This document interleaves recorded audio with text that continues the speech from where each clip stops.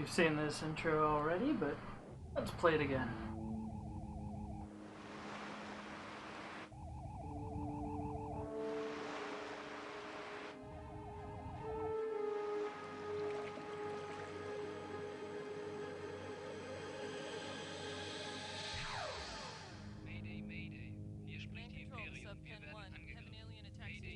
Open ocean doors. Stand by. Deploy Barracuda 01. Barracuda 01 launched. Maintain radio contact.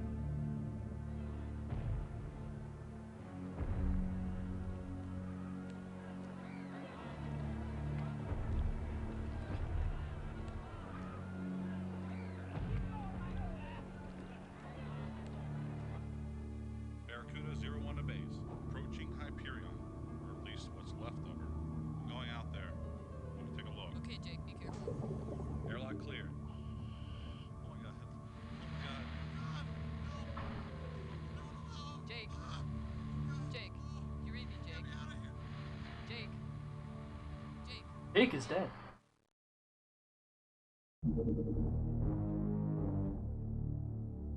Recall. Okay, yeah. Something else that OpenXCOM has that's kind of neat is it has a little feature where you can just set up a scenario with whatever units you want just for a battle. That's about all it does is you can generate specific battle scenarios. It's neat. I don't think we're really gonna mess around with it, really. But, let's see, where were we? Right, we were at the start of May.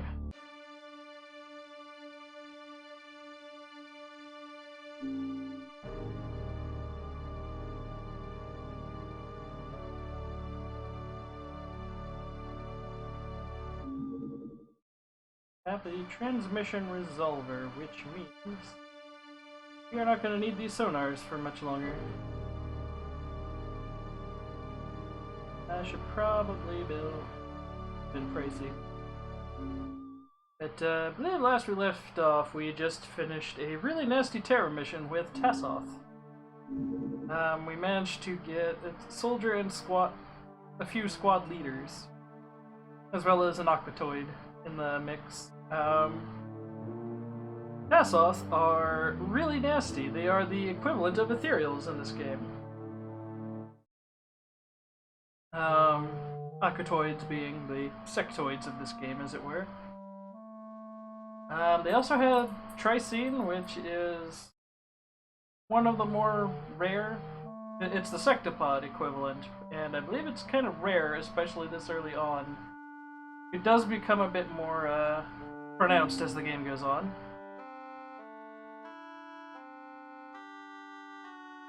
Oh right, because it's the start of the month, and to avoid costs, I basically have the scientists currently in transit in both directions. So, I think we're going to work on the sonic rifle just so we have something for rapid fire. Oh great! Another shipping route. Just what I wanted.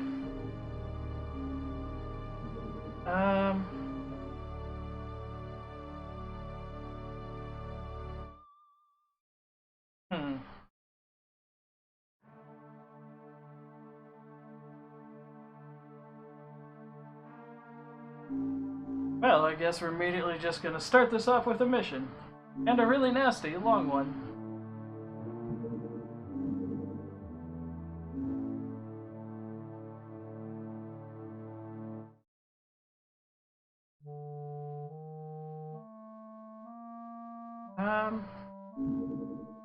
Anything I needed to go over again?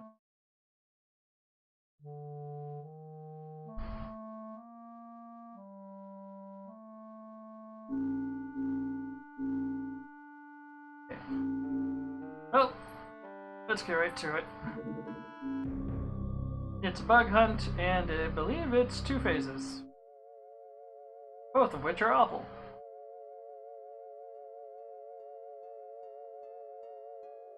Alexandru is especially vulnerable to psionics, so we're just leaving him with the stun stick.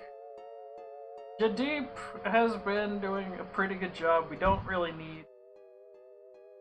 I don't think there's anything here that we want to take alive at the moment.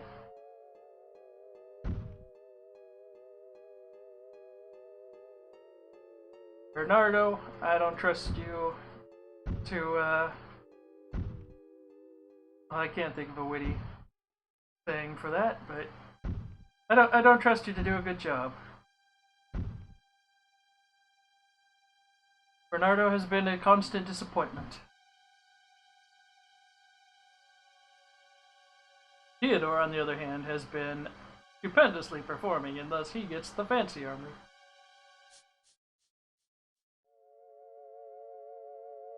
Ayun's been doing okay. This is more of a medic setup.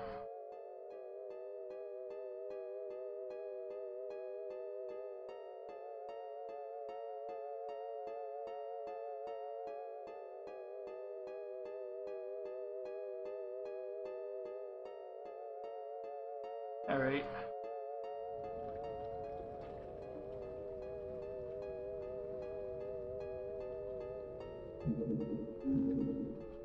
Let's go ahead and start this save scum nonsense.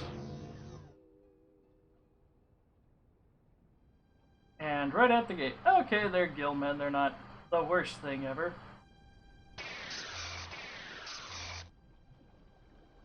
Wow.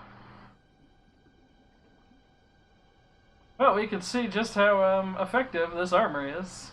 I mean, that took about a fourth of their life bar off. Not much of the armor went away. They only got one fatal wound, which means they lose 1 health every turn. A little bit of stun damage. Morale's down, understandably. But let's pretend that didn't happen.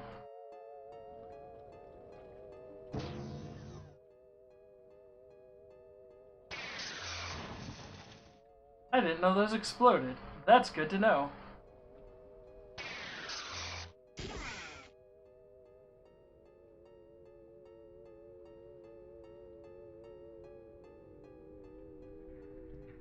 Skip the first turn, aside from clearing the landing zone rather.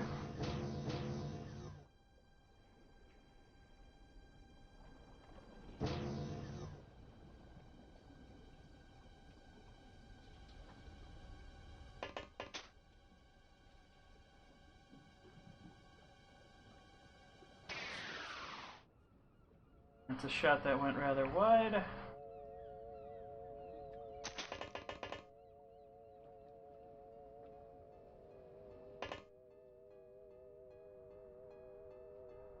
It is. Get up there.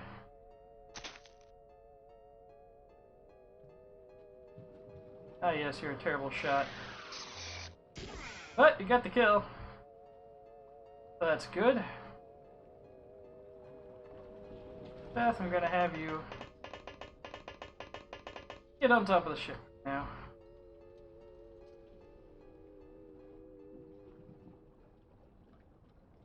Hey, Yoon, get in there.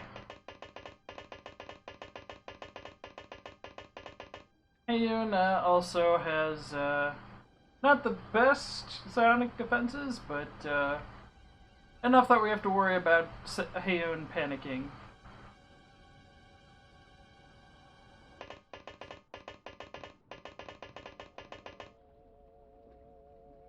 Theodore.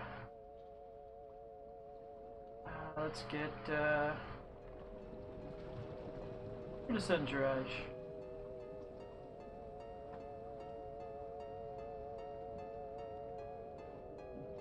Beta, start going around the back of the ship.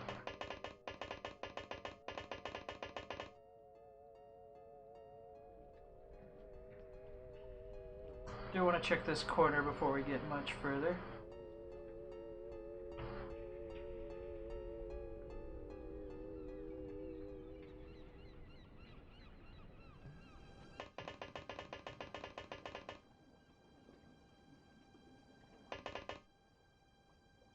Yeah, let's just go ahead and skip up there.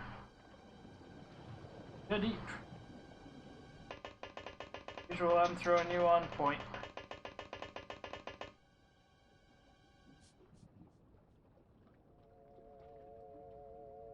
Bernardo, go to the room where everything violently explodes.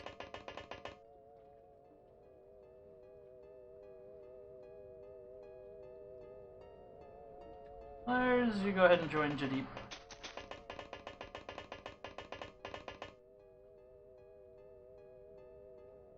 And everybody else still in the ship. We're just gonna have them scoot up the door.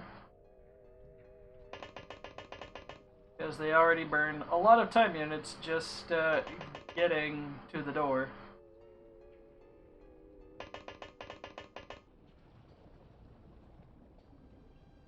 And Eric Larson, who's probably gonna get set up here somewhere.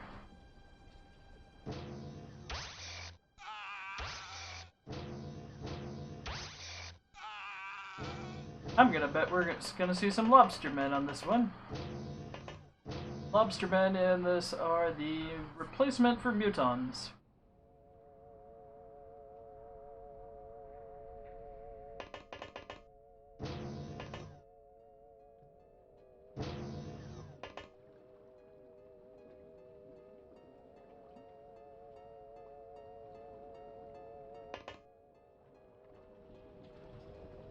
Have Lars save enough time units for a snapshot at least.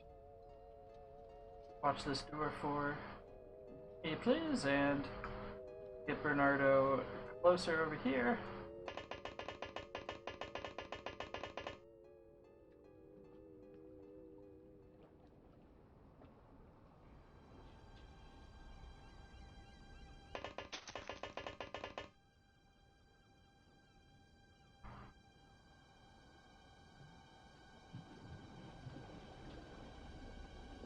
Let's have Alexandru work his way to over here.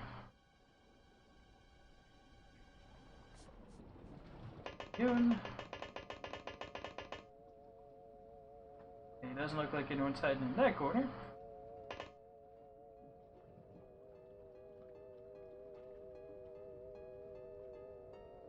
Raj, go ahead and start working up, getting your way up top. Leaving a lot of breathing room for snapshots, because this is the point of the game where now that we have some armor and some decent weapons and competent soldiers, relatively, well, we want to actually start worrying about their lives and making sure they don't just instantly die.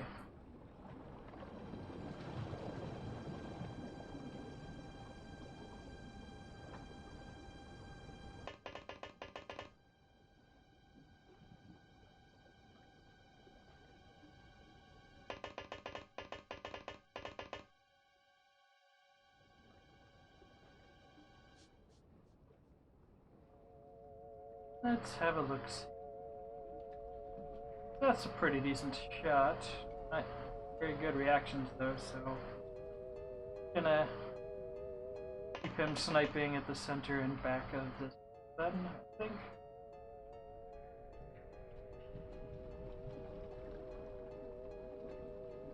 Theodore.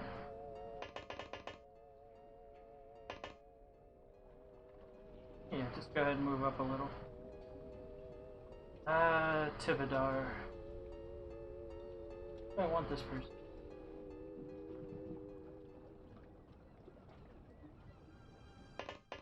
Let's have you back up, have you back up on the stairs.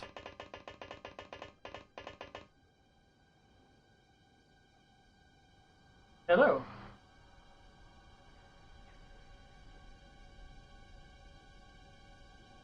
I see you in the chat.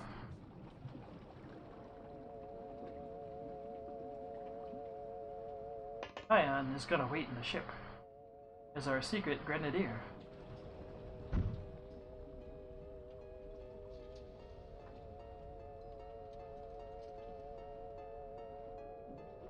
That's cool. So you know the rough setup. This is a bit further.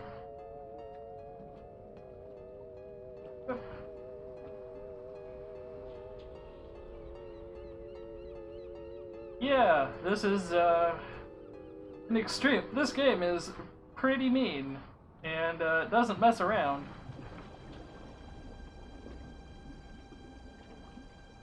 I mean, the fact that this is the second terror mission in, I think,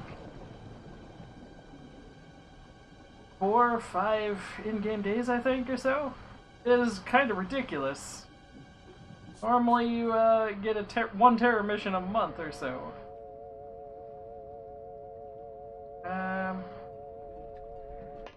Yeah, so let's go ahead and follow them into the main area.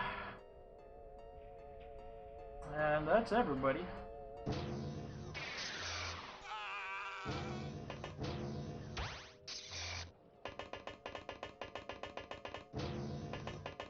Yes, run right up into the Gillman. That is precisely how you don't die. And then stand there and block any incoming shots, thanks.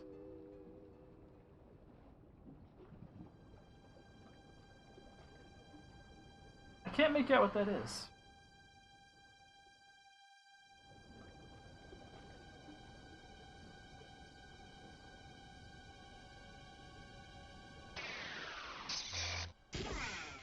And it looked and sounded like a Gillman.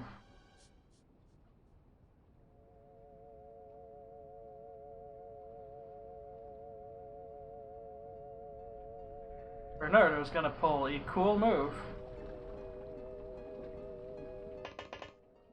And hopefully shoot into this room. Sounded like a Gillman. Think creature from the Black Lagoon is basically what the Gillman is.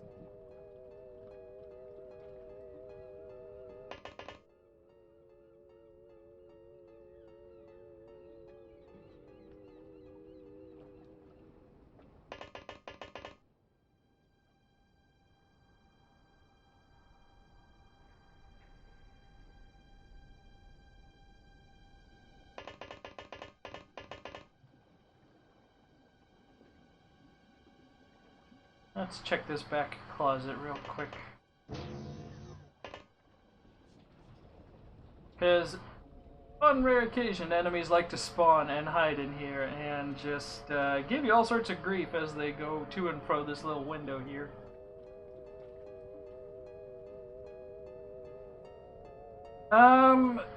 Basically what the intro is trying to get across is the introduction from the instruction manual that after Cydonia fell in the first game, they sent out a distress signal to their sleeper base they've had on Earth. And it's generally implied Mars was kind of the... Earth was kind of the gas station. Convenience store where it had all this food like people and other livestock that people decided to raise.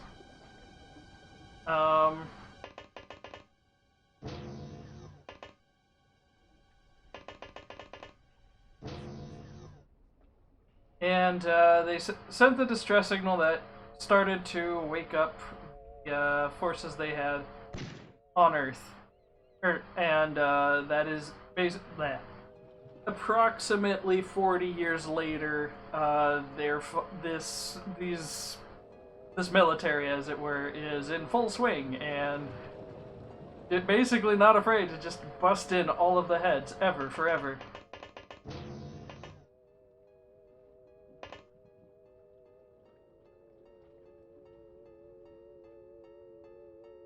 Thanks, Lars, for being unable to actually shoot the target.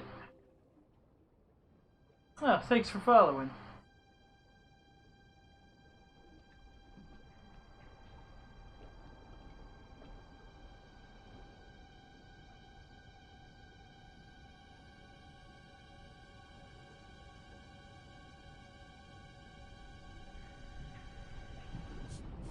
That's alright.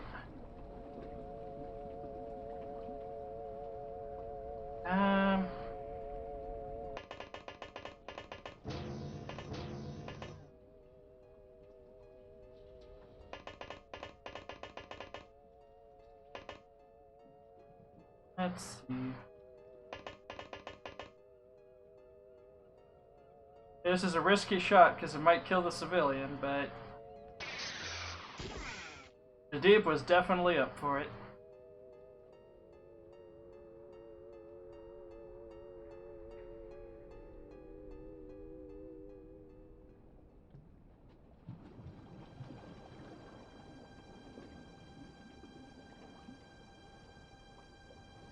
Go ahead and scoot Eric Larson into place.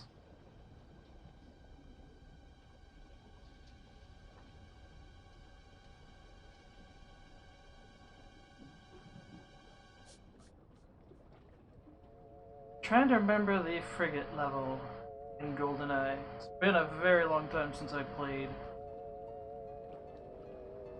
Last time I tried to play it seriously, I don't know if you've ever tried mapping a GameCube controller to a modern controller. It feels really bad. Especially because they couldn't decide which buttons, or whether to use the joystick or some of the face buttons for movement, or both.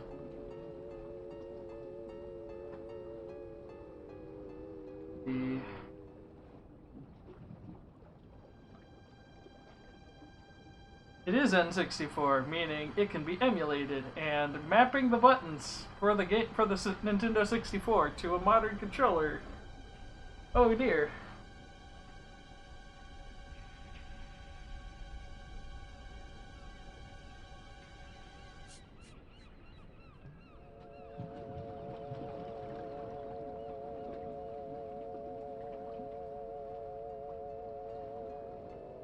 Silas hasn't moved.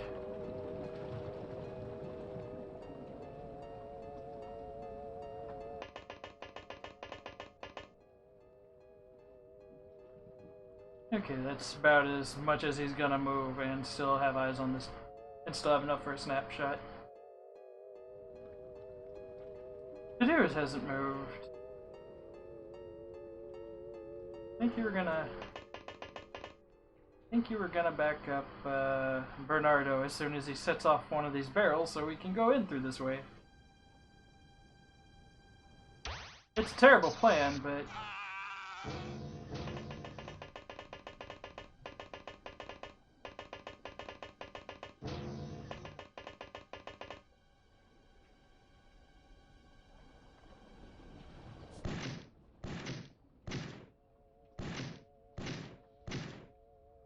well done, Bernardo.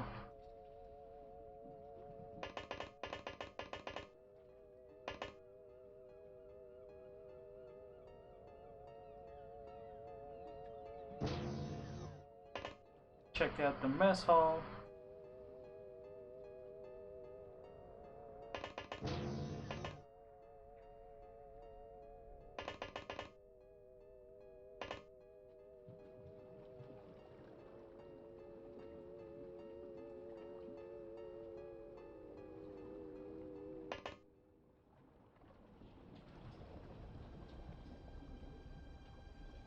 Let's get the prod man over to the pantry.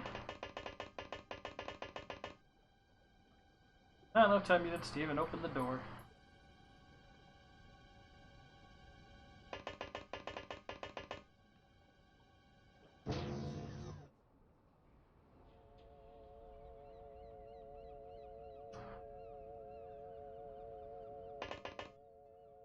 Yeah, as mentioned in like the very first session, if you were trying to play this without the manual and you didn't have OpenXCOM, you have all these buttons and there's no little tooltip that shows up over here. So you'd have to figure out what all of these buttons do. And this is one that I don't use all that often, the mini-map.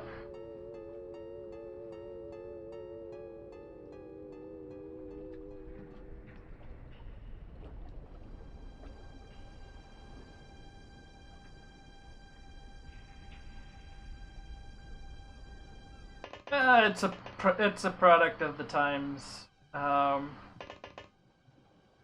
Since the easiest copy protection at the time was including information that would force people to read the manual. It usually meant that somebody had to pass the manual around. Hello!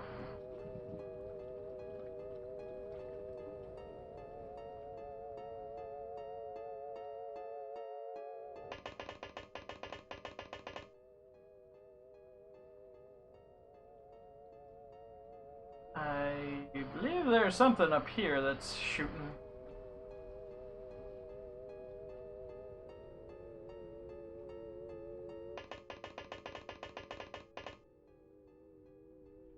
Theodore still doesn't have eyes on it.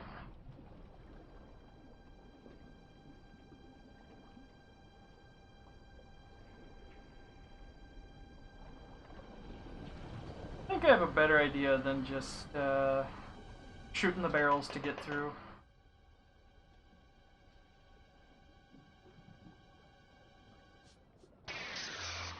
Let's just shoot the walls open.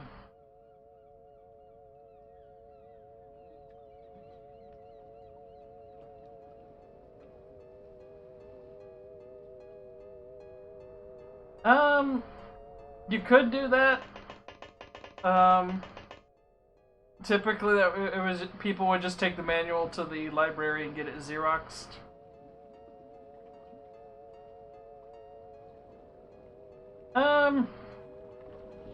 So Silicon Knights bought the license to Unreal Engine, and Unreal forgot to provide the manual for how to use the engine, and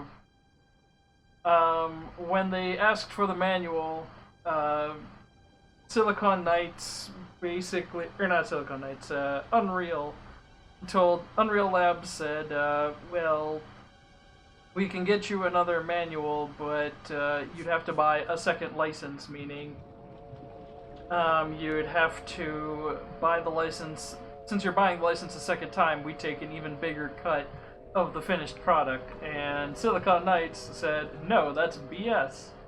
It was for Too Human was the game. And they opted to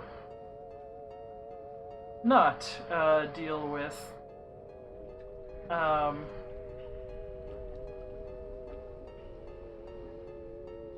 paying a second. They opted out of paying a second time, but they had to figure out the entire game engine. Welcome, and they had to figure out the entire game engine through reverse engineering, and oh, there they are.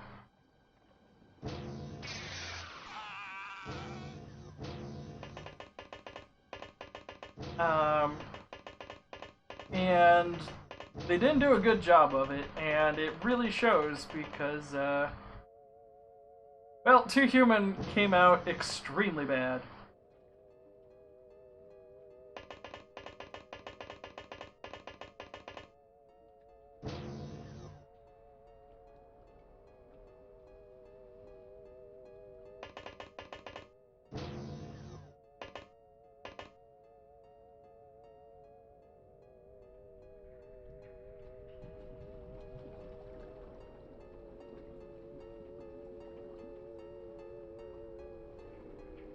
Let's see.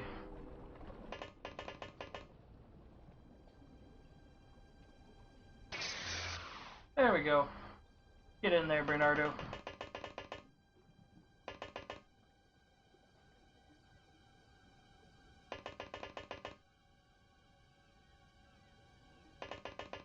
So this map layout in general is extremely cruel because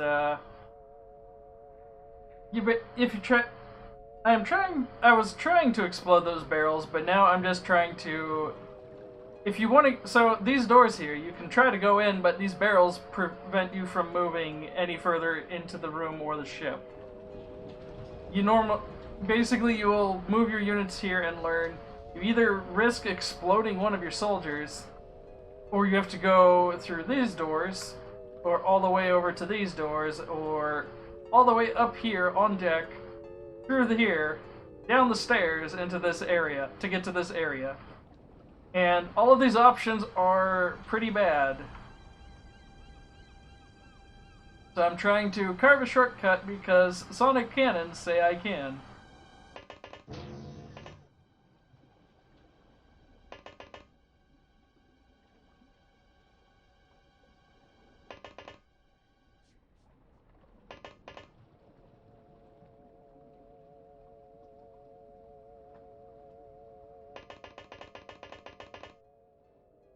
I'm just gonna have Haven here. Peek down the hall. Yes, you can just break the walls if you have good enough weapons. These harpoon weapons and the gas cannons require a lot of shots to have any hope of breaking one of these walls over here that are made of metal. Sonic cannons do more damage than basically setting off a grenade, which will potentially blast a hole through these walls. So, yeah. It's based almost entirely on the amount of damage a weapon is capable of dealing, of whether or not it can knock down a wall. I think I'll just send you in here.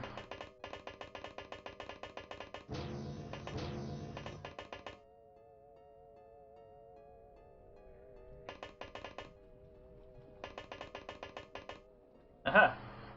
Rascal spotted.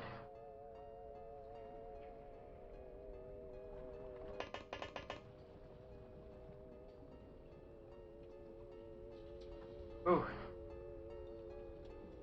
Nice, free rifle. But this thing is a, I think the basic vibro blade or whatever that they have. Really nasty melee weapon.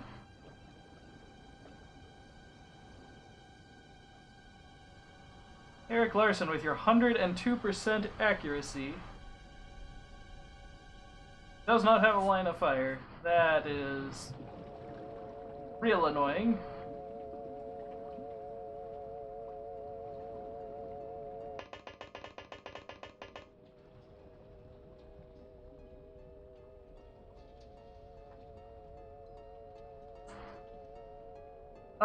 A basic grenade has a good chance of working, but it's not a guarantee, is the problem, while a alien grenade will absolutely take out some of those walls, but it's a big enough blast that it would probably hurt anybody who happens to be hiding in these rooms, including civilians that we have to work around on this mission.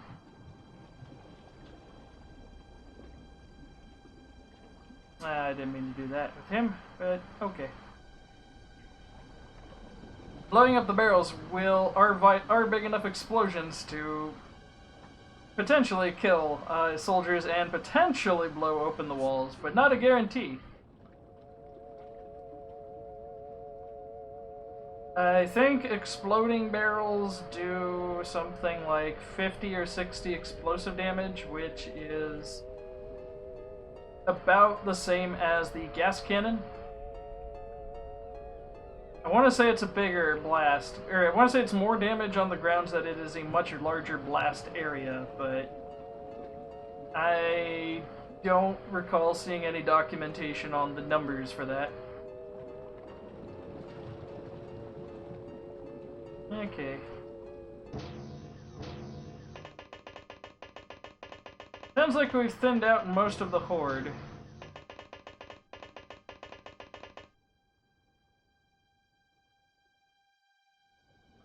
Get in there, Jadid. Aha! A rascal. I don't understand how you don't have line of fire, but you say so.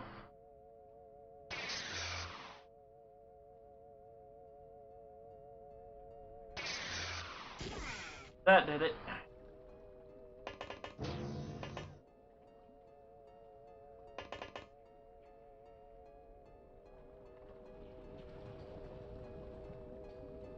Okay, it doesn't have more up than that. Aha!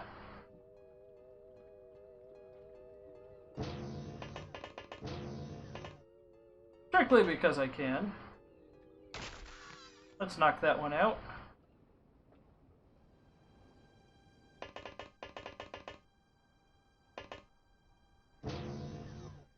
Right.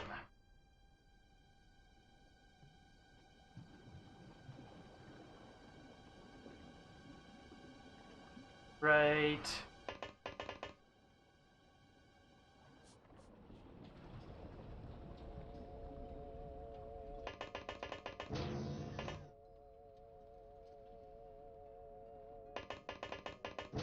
So, hello there. So, the entire gimmick of this sequel, for the most part, is, people were complaining that UFO defense was too easy. So they did everything imaginable to make this game disgustingly hard.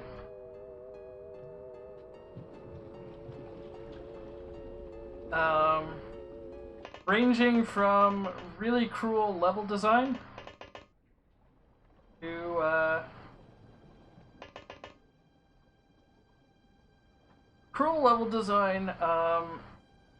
front loading even more difficulty,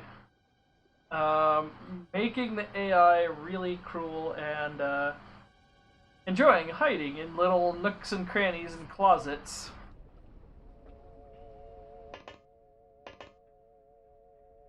Like, there might have been, like, there's more than likely an alien that would have been hiding here and looking out ready to shoot Lars here in the back.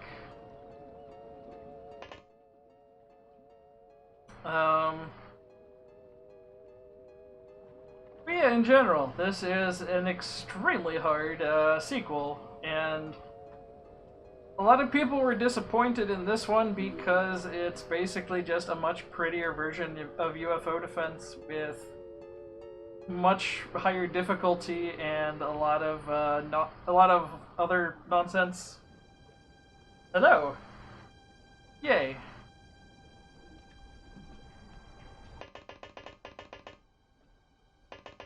But yeah.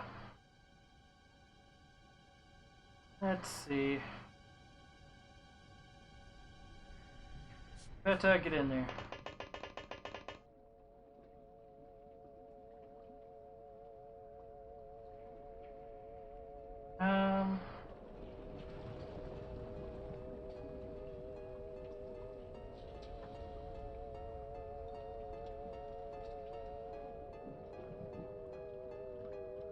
Right, you haven't gone yet.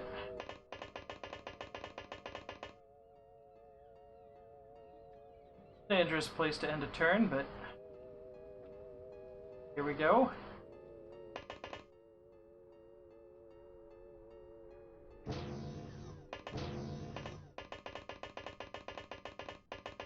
Right. Yeah, there was, granted, that was more of oversight than intentional difficulty added. This game was also buggy on release, and if you researched things in the wrong order, you could make the game unwinnable, which I think I've mentioned for the past few sessions a few times.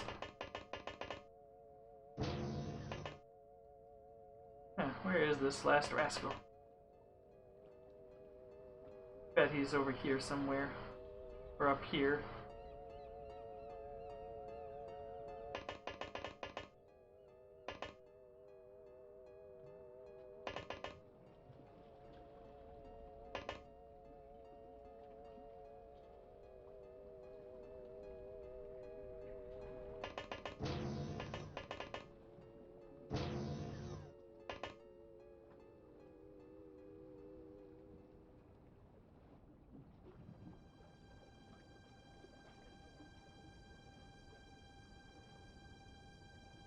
Comes Jadeep solving problems.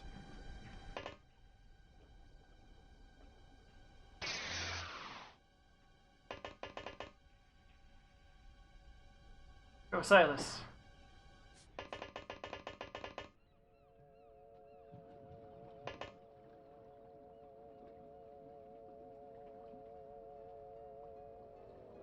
nice, this guy's got more rifle.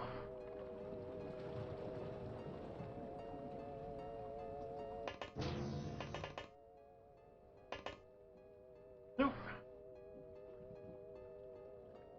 Right, vertical movement is really expensive.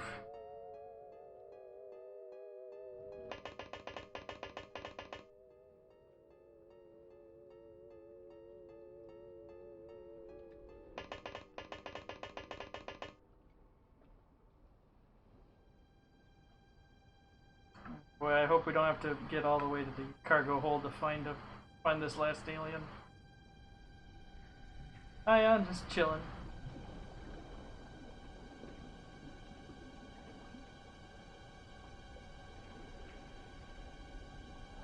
Eric, I'm gonna send you in as well. You don't need to worry about making snapshots yet.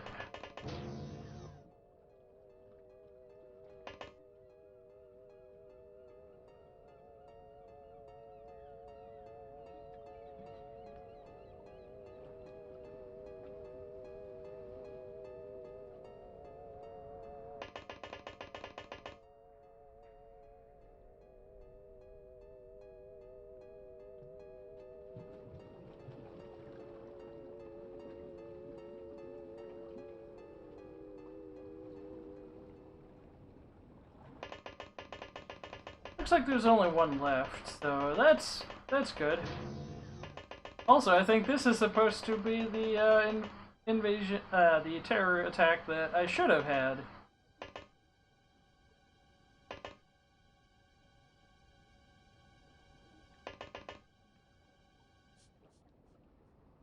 Huh.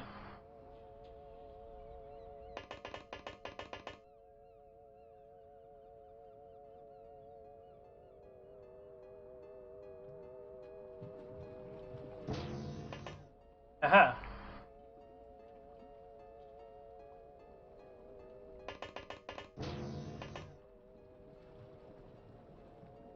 Lars, take the shot.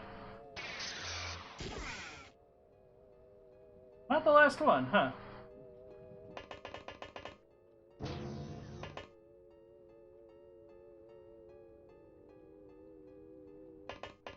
Sending in Jadip.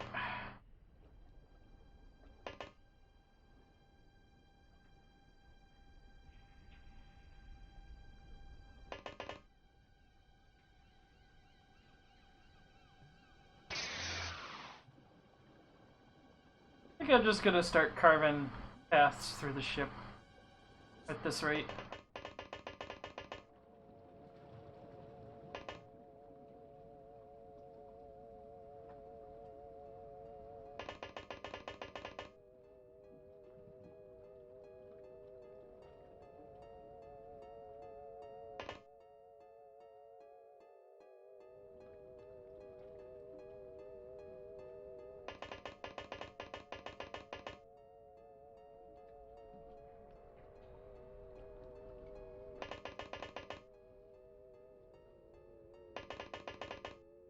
So for those who may have missed other sessions, I do have a rule turned on where as soon as last alien on the mission is unconscious, mind-controlled, or dead, the mission ends. Aha!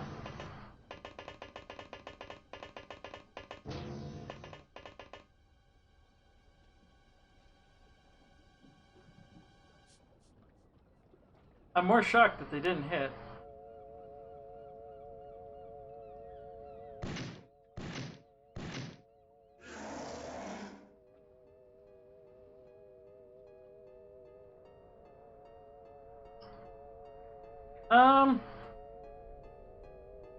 Is what a civilian? You gotta remember there's a bit of delay.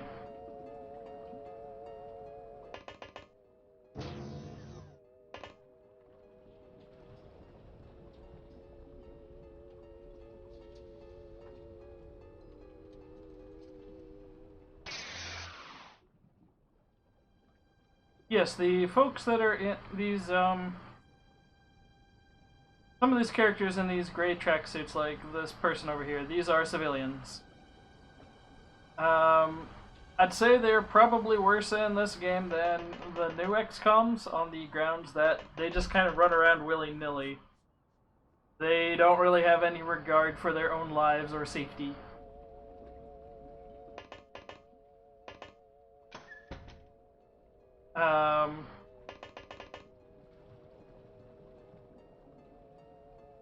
They can and will get in the way of your shots, as well as blocking doors like this jerk. So Theodore here is going around the long way.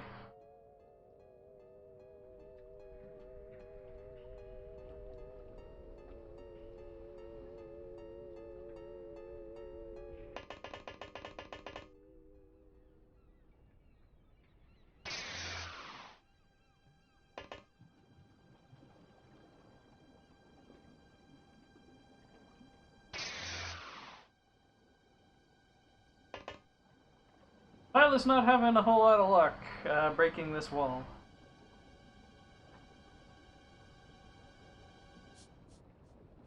Eric Larson.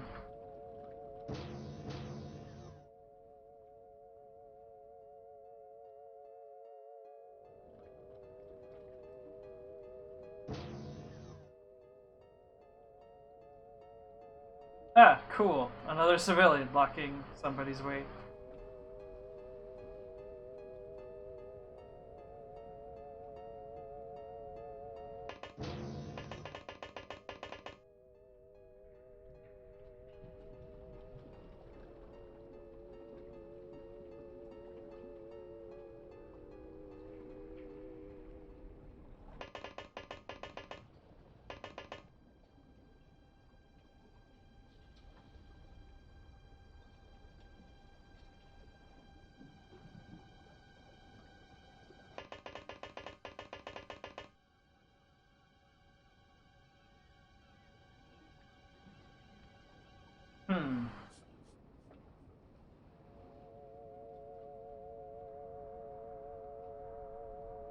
Let's try this move.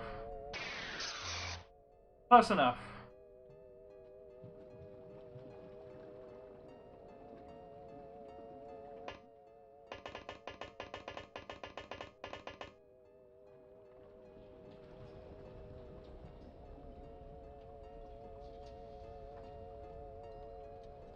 So, there's no fall damage in this. It wasn't clear from the fact that he just dropped 2 floors. Granted, new XCOM doesn't have fall damage either, technically, unless it's the result of an attack. Which, weird, but okay.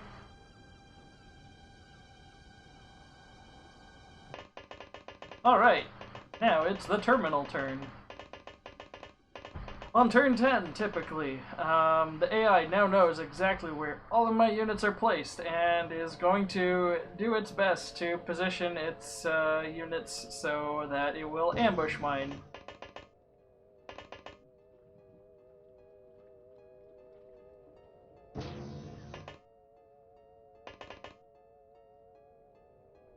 And yeah, it's cheating. Yeah.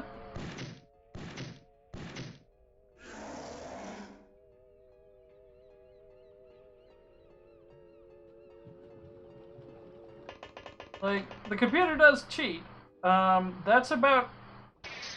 It's mostly due to the limitations and the fact that, this game is, I think, a total of 51 megabytes in size.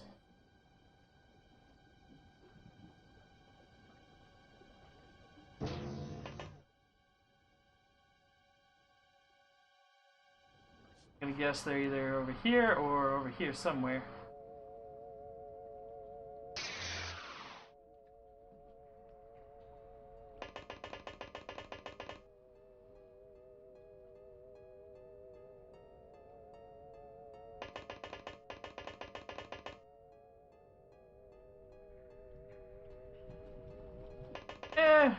No, it is legitimately cheating, but it's also due to the limitations that AI is really hard to program, and getting it to correct for not being able to find the player units for so many turns. That's basically how it corrects for that, to make sure that the AI isn't stuck being an idiot in the corner. And yes, computers will always cheat.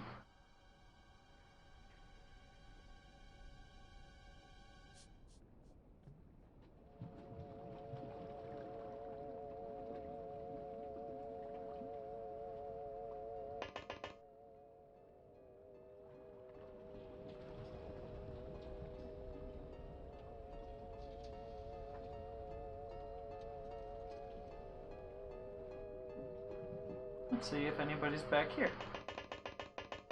I doubt it. Yep.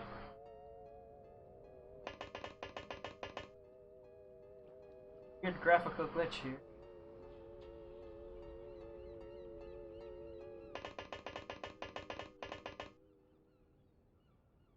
Also, falling doesn't cost time units unless you are manually going down a level because you have a flying suit or whatever.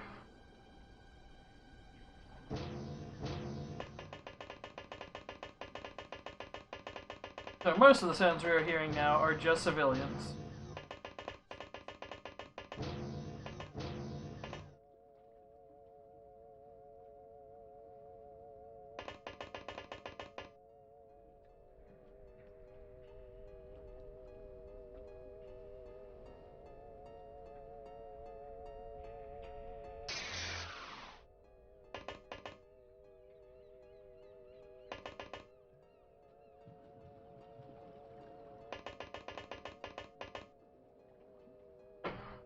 So, either the alien is hiding right here, or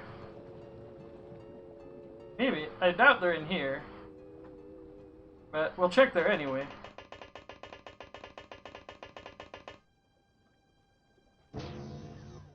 Huh.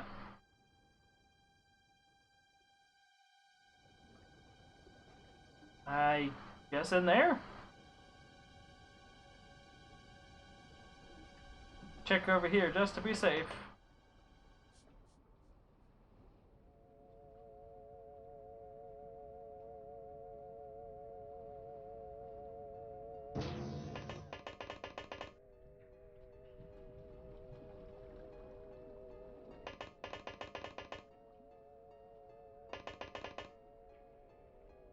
Hmm.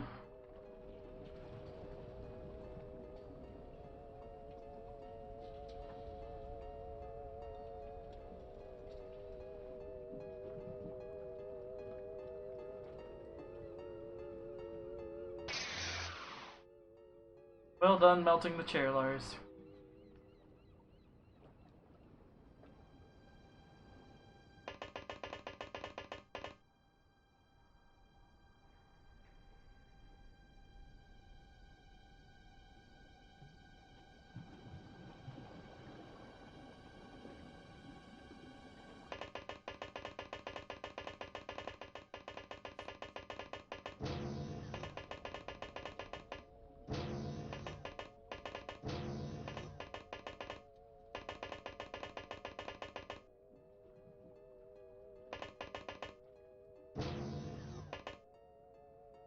Huh.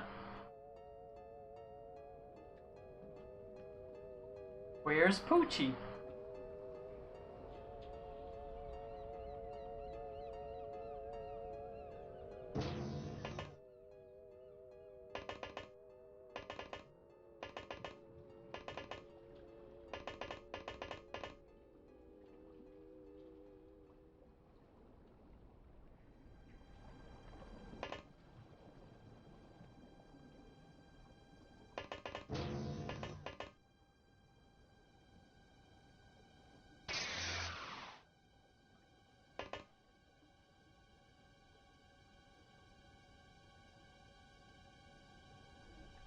Oh, that would explain it. That one I stunned earlier is up and moving around somewhere.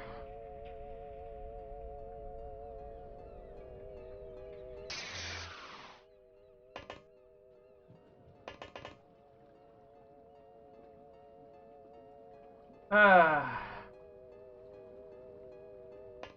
Where'd you go, you wiener?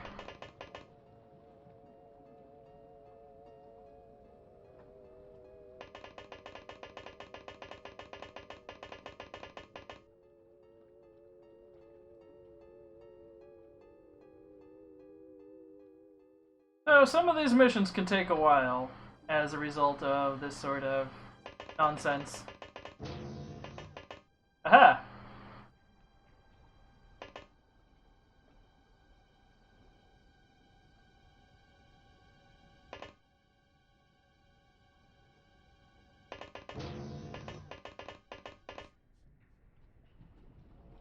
Enough time units, that's what I figured.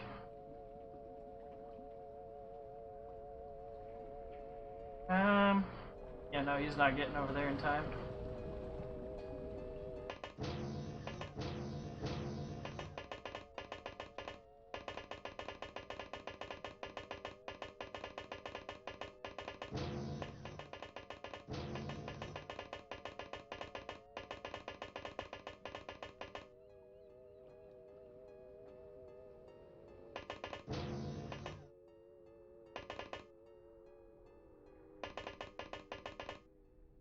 Wait, where do you go? Wow, you're fast.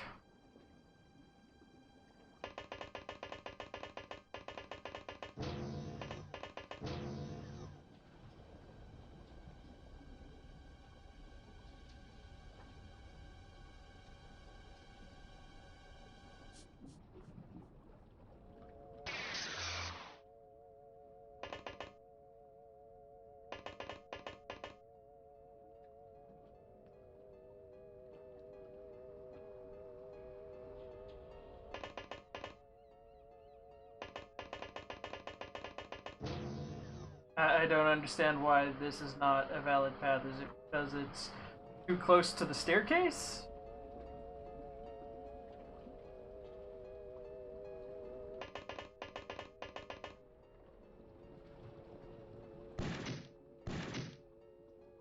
Down it goes. Now for the second half. This is probably the rudest level design, I think, and pretty close to the... relatively close to the whole game.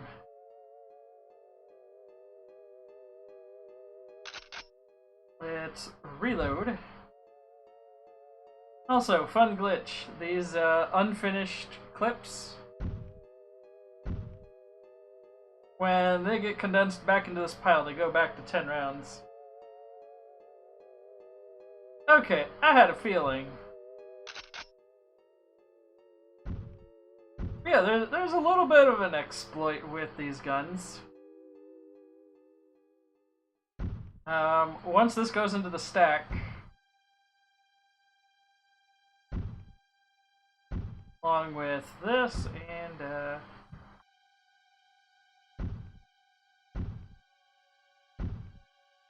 that one. Now we have... oh no, that had the inverse effect. Tidus here has the standard suit. This is the starting armor that you have. It is terrible. It doesn't provide any protection.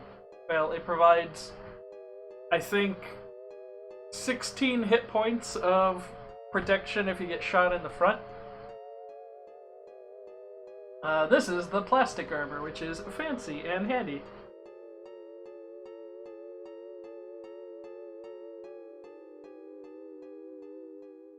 They carry the helmets onto their side like this, mostly so you can see the individual unit face.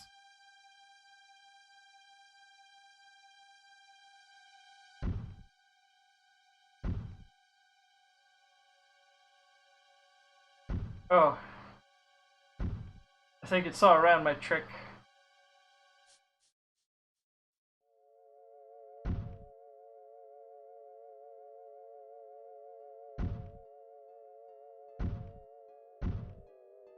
Dang. I thought I was being a sneaky Pete. Oh well.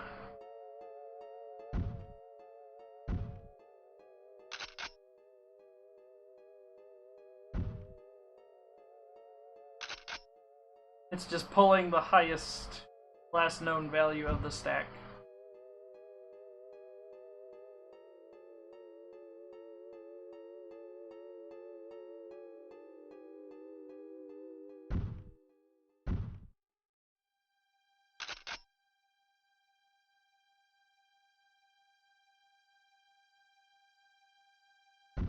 Oh wow, yeah, you're just out of ammo.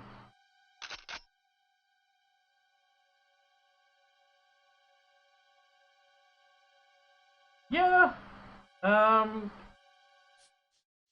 like on the surface missions, for whatever reason, they don't wear the helmets, which is weird, but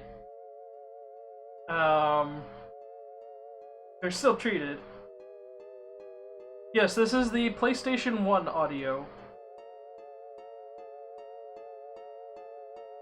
And that reload animation is just fantastic. I love it.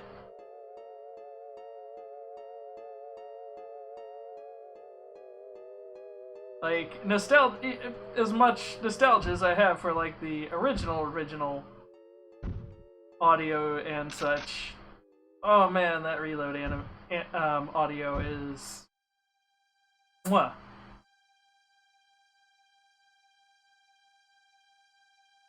I'm just making sure everybody's all reloaded and all that. Ion here is getting another grenade.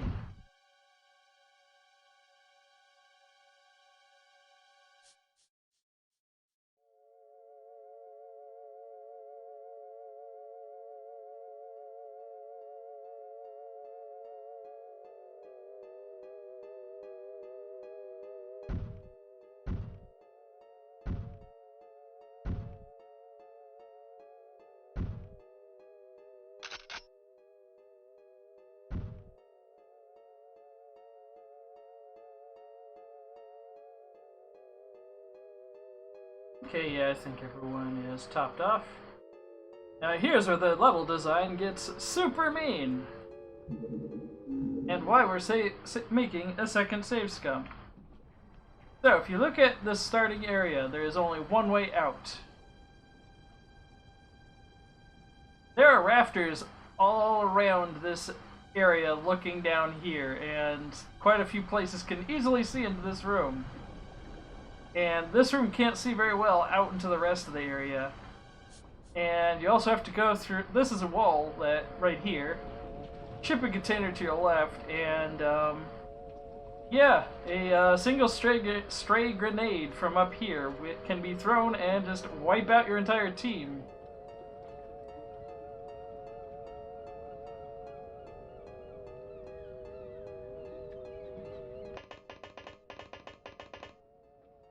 Now, this mission still uses the standard start of a mission rules, where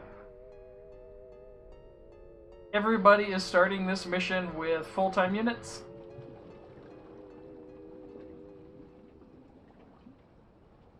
And if I just run out there, there's a pretty good chance I'm going to get shot from a few different angles. So we still need to skip the first turn. See? There was a shot from the rafters there.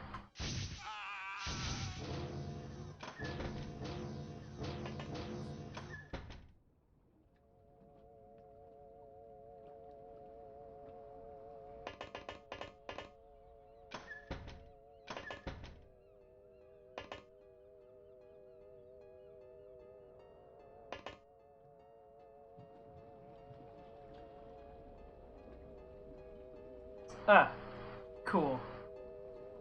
In a place that is extraordinarily hard to get to. Yeah, I figured that was coming. Once more with feeling.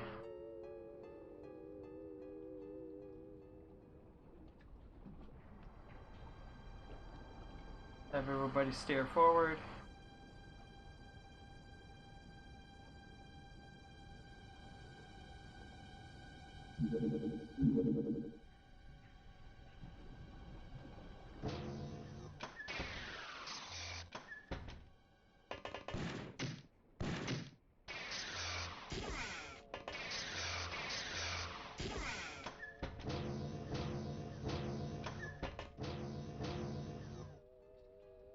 And this is a mission where the enemies aren't super dangerous.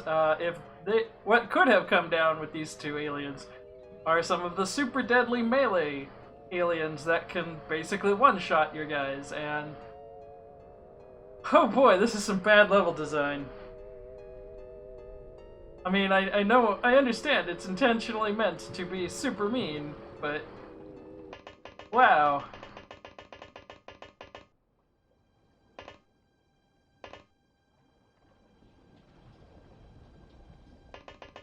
There's being mean, and then there's just being a cruel asshole like this.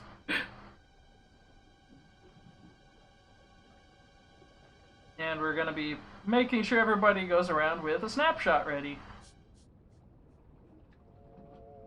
Theodore, can you... Doesn't look like we can get a hole in this wall. Dang. Ion, you're gonna head towards the back here. Be prepared to throw grenades at things.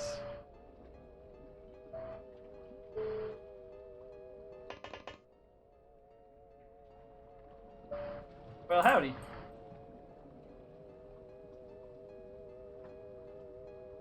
Go for it, Jadeep. Oh god, yeah. Other thing is, yeah, you can see the aliens a lot on this map. All these lines for the cranes and stuff block your shots constantly. And there's not a lot you can do about it.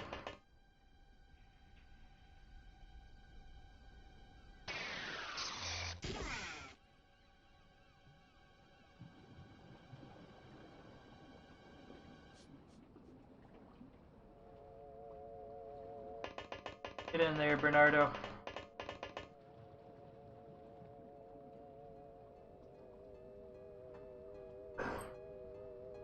I think we're just gonna slowly push up with a murder line here.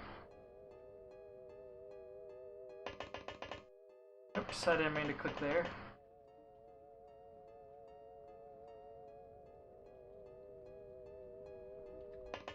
Gonna risk getting hit with grenades, but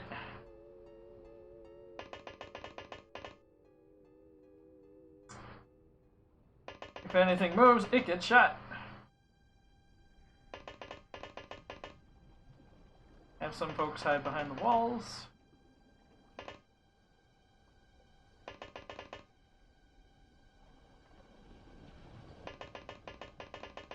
I cannot state how much I hate this mission.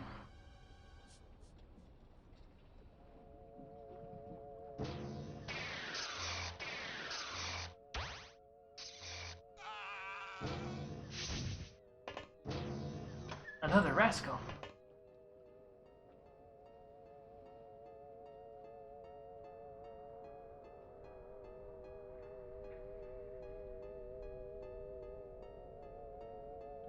Let's take a... Yeah, let's see if we can throw... Let's see if we can get an alley-oop. Or an artillery alley-oop going. It is. You pick up the primed grenade. Huck it as hard as you can against that adjacent wall. That's still more than likely going to kill this gill man in the blast.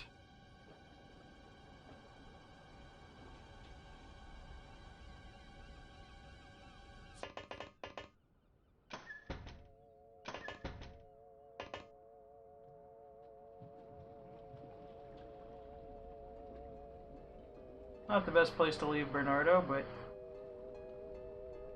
Bernardo has been nothing but a disappointment, so I don't feel as bad as I probably should.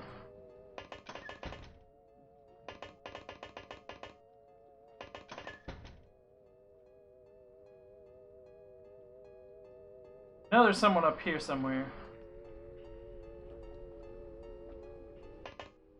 Have Alexander just kind of wait here and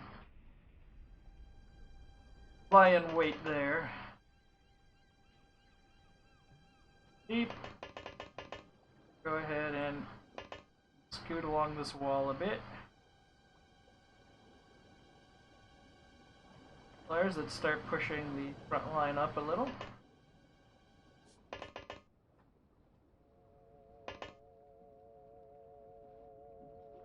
Ah, right, you threw a grenade.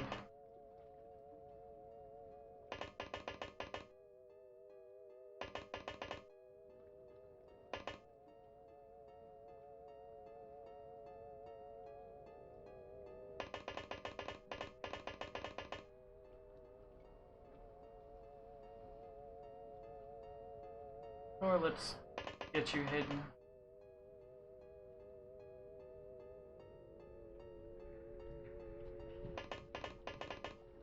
Push up with Heyoon. Visuals on this side of the room a little.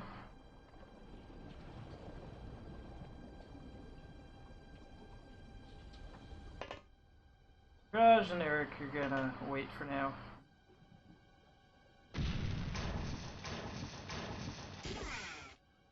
Yeah, that alien is super dead.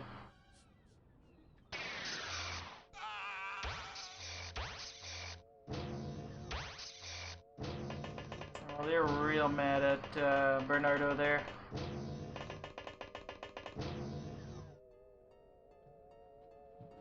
Up.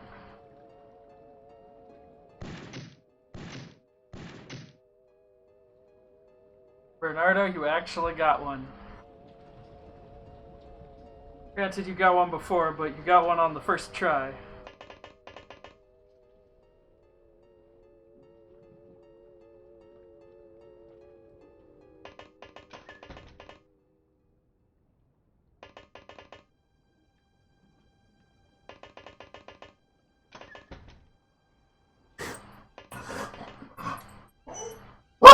Hey!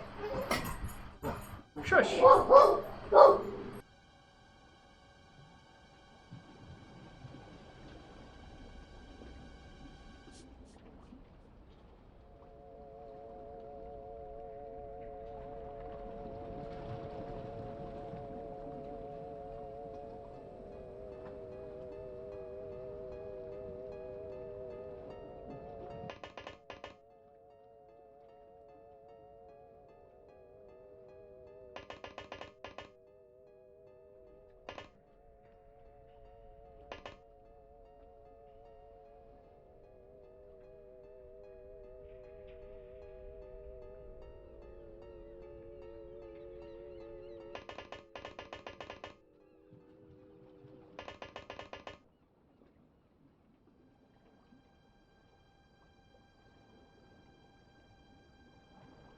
I think the dog is done barking for now.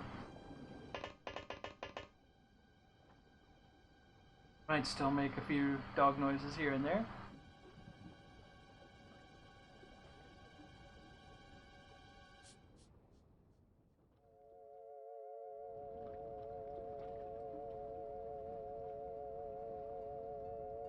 Oh god, I almost forgot. This is a huge vulnerability. I know there's an alien up here somewhere, but they could just kind of shoot my folks in the back as they come round.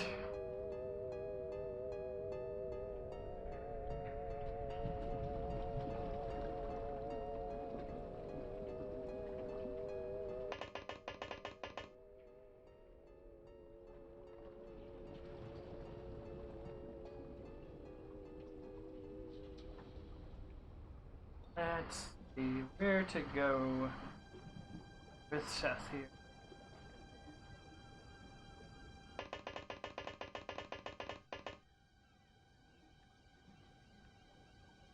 Okay, yeah, you're over the...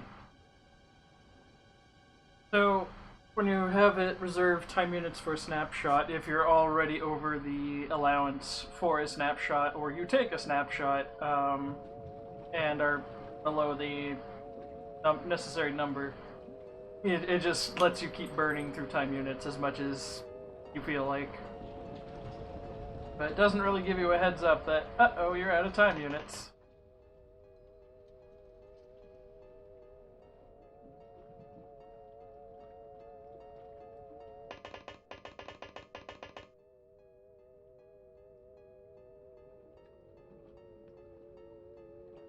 Give a door, you're not going to be able to get a shot off there.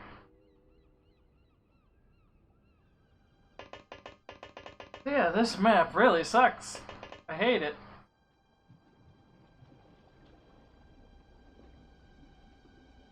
Not even enough for snap. God dang. Eric, get you over to this side.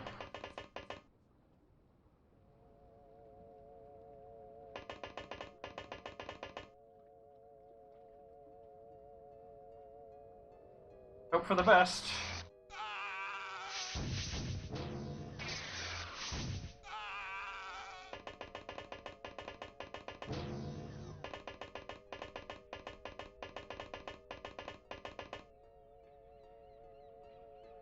What happened here?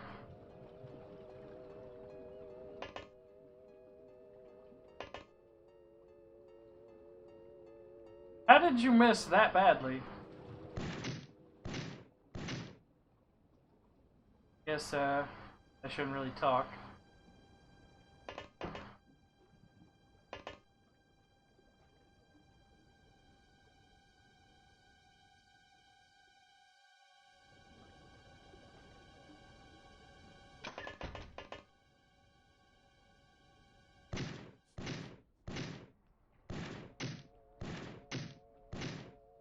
Of course you did failed, Bernardo.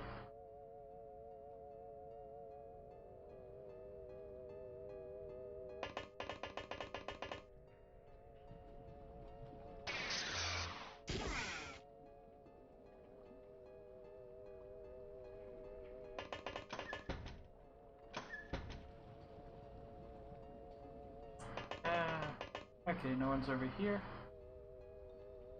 Thank you.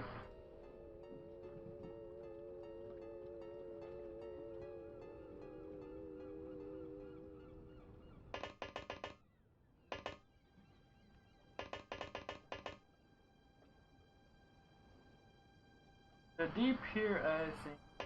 Hide up against this wall. Oh yeah, I mentioned it last time we did this terror mission. These boxes with no floor for your soldiers to get in through. Aliens could be hiding in these, with no real way to access them except hit the room with enough explosives that you hope that it gets whatever's inside.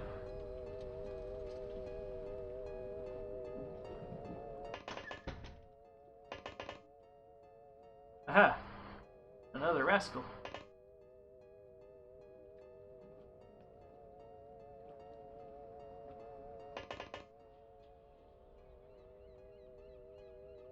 I don't know a good position for Alexander here. I guess right here behind this pillar might be okay.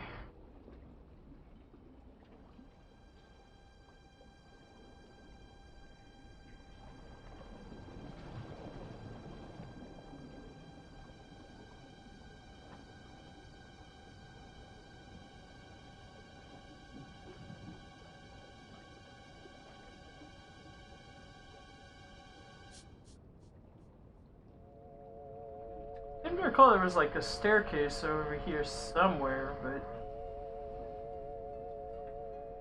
I guess not.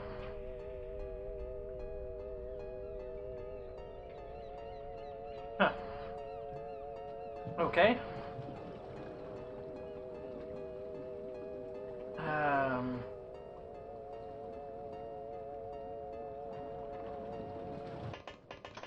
Let's just send Thibodeau over this way.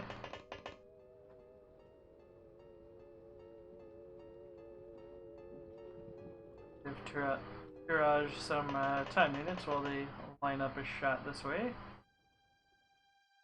Assuming the whatever's in here doesn't just pop its head out.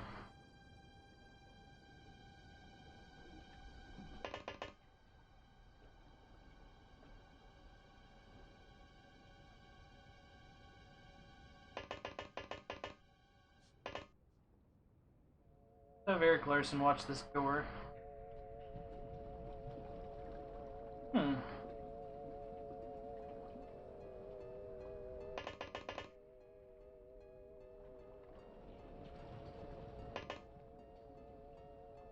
Oh.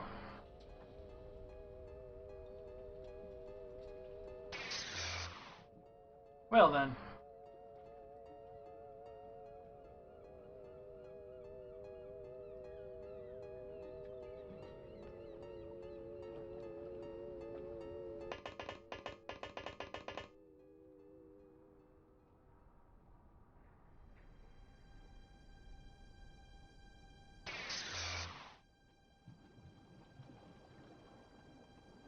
Oh, that's just a bunch of scorched track now.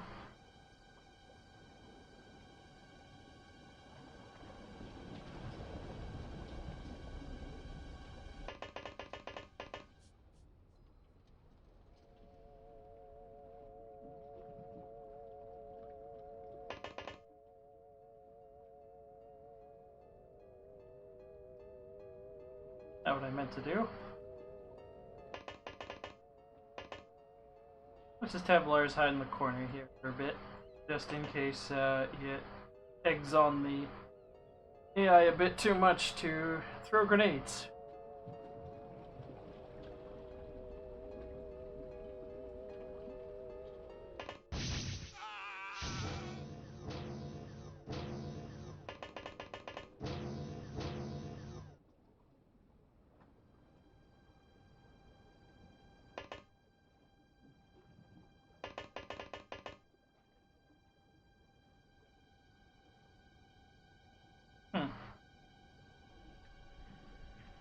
Unless the alien that was up here was among these two that was shot at the very start, which also a possibility.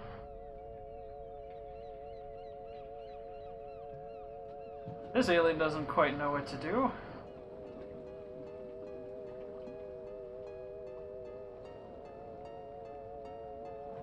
Seems to be hanging near a civilian in hopes of not getting shot.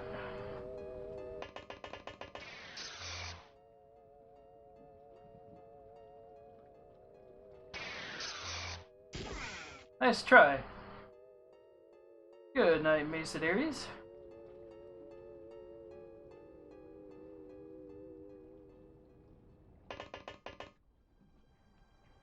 I believe it's in the manual that's also mentioned that all of these aliens speak every single language on Earth. They speak and understand every language.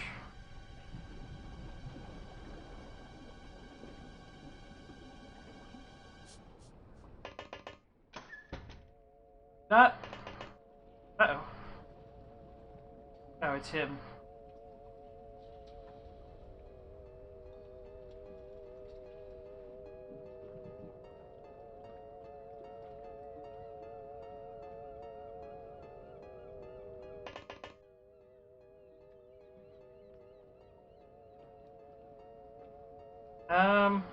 Not really important at all.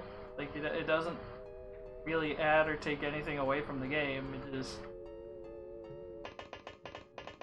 a neat little aside that they felt necessary to include a little demonstration of one of the interrogations that occurs in the game, and it was with an Aquatoid who was incredibly annoyed because we were trying to figure out what language it actually spoke, and it eventually just started speaking in French and then English and then mentioned in English like all the other languages it knows. And it's like, it's not a big deal, we know all this.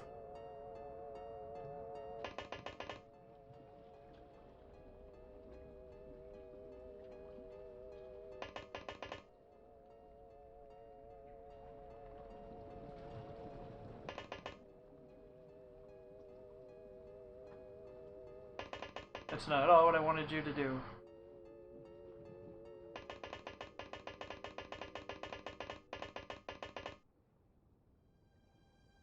I was trying to get Alexandru closer.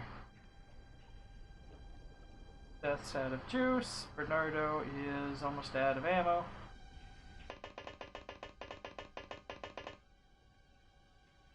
Don't know how to use sonic pistols yet. Bernardo, you're going to be trash and live in this. You're now just going to live in this storage unit.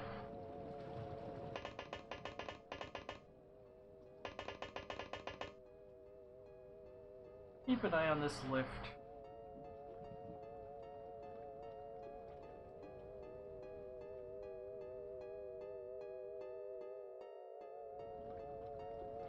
Oh. Yeah, there's an NPC blocking it. Lovely.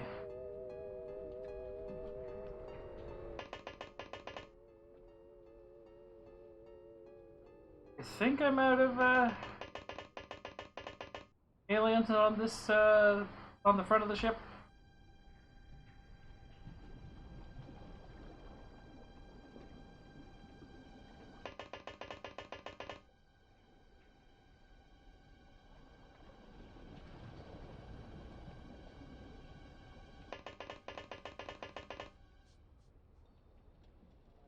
We haven't even seen like how bad these upper levels are, or the back of the ship. That's really awful.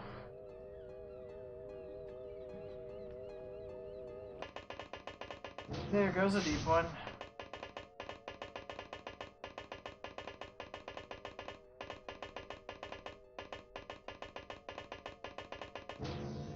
On the bright side, it seems like there's a lot less aliens on this particular mission than the last terror mission I did on this map, which was full of way too many Tassoff.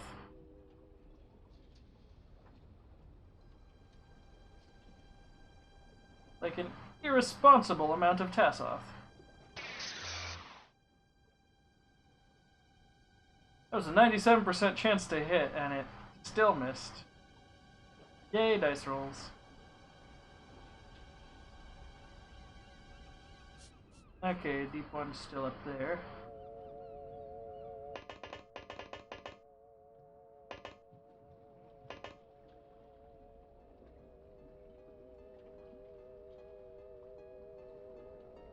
Oh, hello. You're in the way.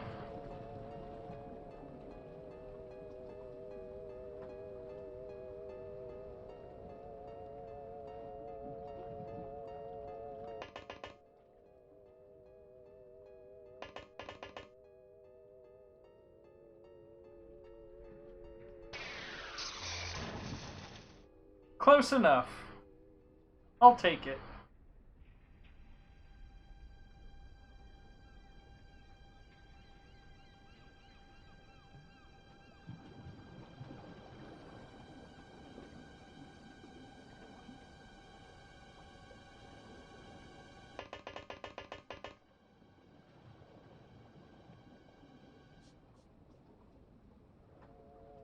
I seem to recall in theory you could get up to some cheese if you have the flying suits and just go up this hole back here.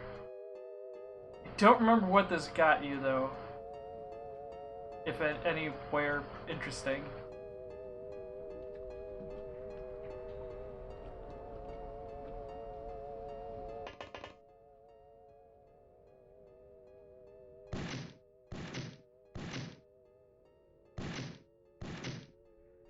Got him. Still more alien.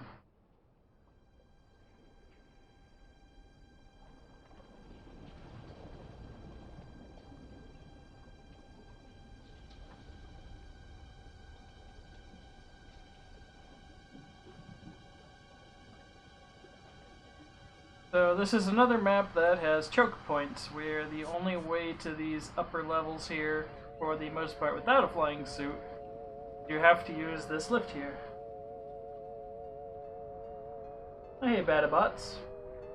I know that Spiderweb as in the folks who did Avernum, correct? Avernum, Gene Forge, and all that?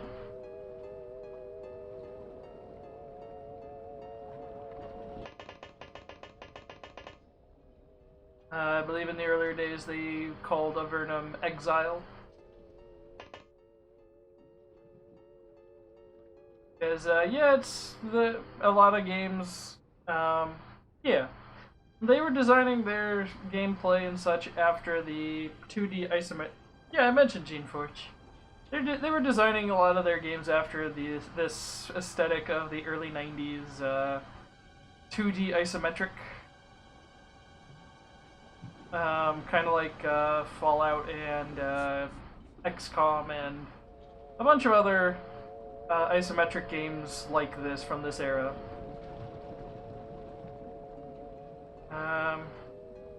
Where's I gonna send Theodore? I think I'm sending him up against the back wall to come in through this way.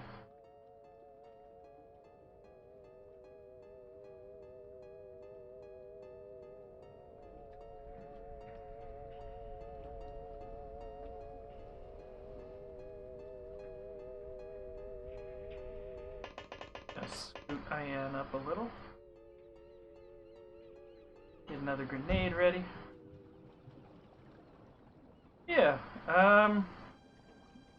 been a while since I've really sat down and played a spider web game. Yeah.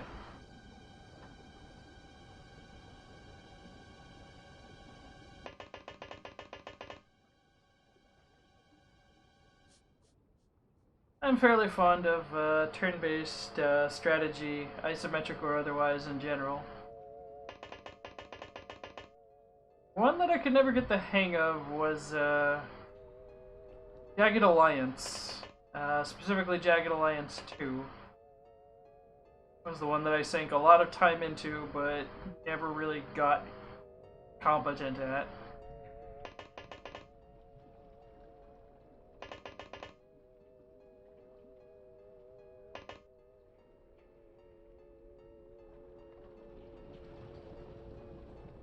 Alright, Lars.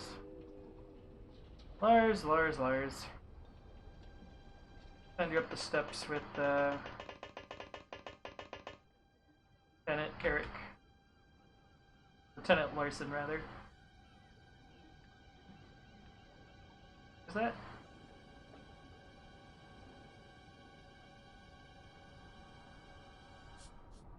Bernardo, right, you're just gonna live here now. Put your gun in your backpack, mister. Sit in the corner, think about what you've done.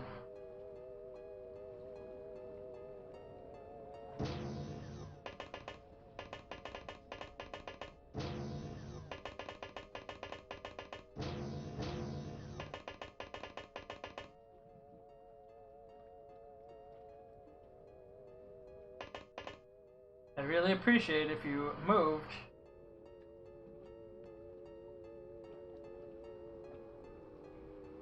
Yeah, I hear the original Divinity games aren't too bad. They haven't aged great, but they're still relatively fun. Axe Draconis, I believe, is the big one of the original games that was really worth playing. And that one leads into Dragon Commander, which is a more recent title.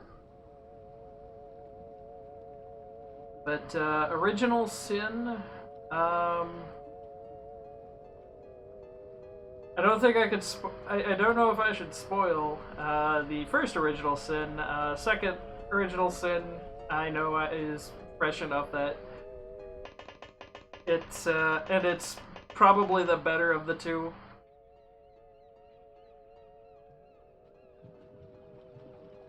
But generally, like every game for the most part, as the name implies,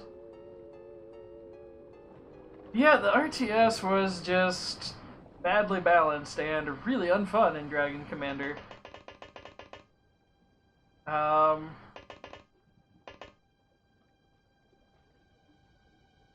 think I would describe it as What If Sacrifice, but really, really bad.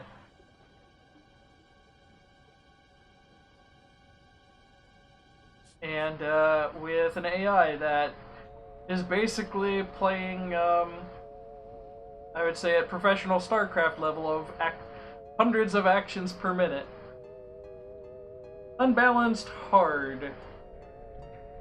And, yeah, the flying around as the dragon, as cool as it was genuinely meant to be a fun little third-person camera mode, more than anything.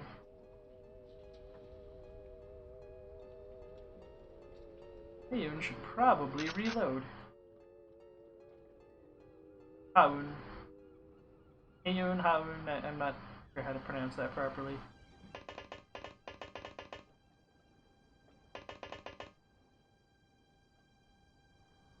So, this is a hurdle.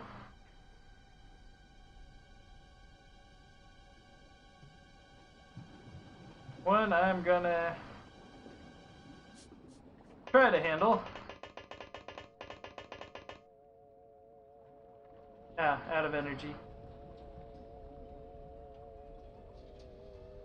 But, Dragon Commander was also a bit unfinished. Like, they were planning to have, I believe, at least one other princess for the game who had to get cut due to budgetary and time constraints. But generally speaking, like every Divinity game except for the Arx Draconis, you are trying to ascend in some way to godhood, or to basically like an Archon angel of some sort. A divine entity, as the name implies. And, I believe it was, Original Sin kinda goes into some of the oldest parts of the setting. The first Original Sin is set before anything else in the game series. Also includes some of the species that never made a comeback, like orcs.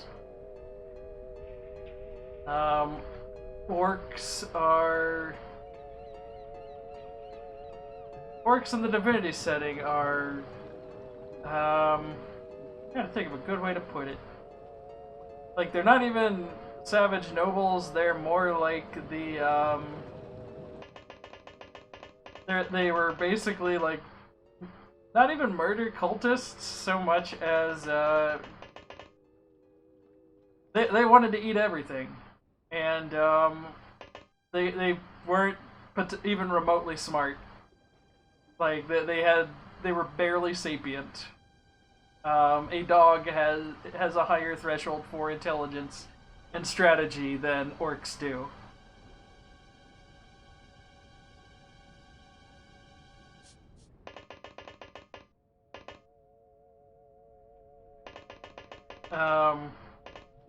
As the fact that they are only in Original Sin 1 also kind of gives the hint that they go extinct during the course of events in Original Sin.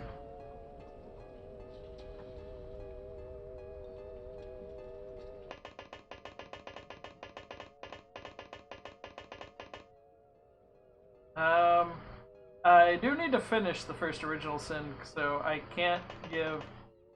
Even if I wanted to spoil all of the plot, I really can't, because I don't know 100% of it, just the big part. No, you cannot ascend the orcs to godhood.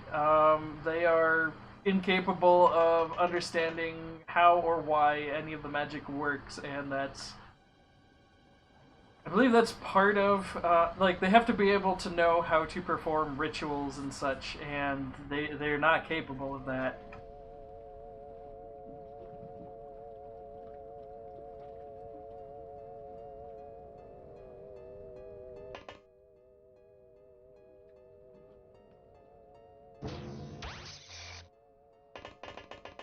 Sounds like there's maybe one or two left.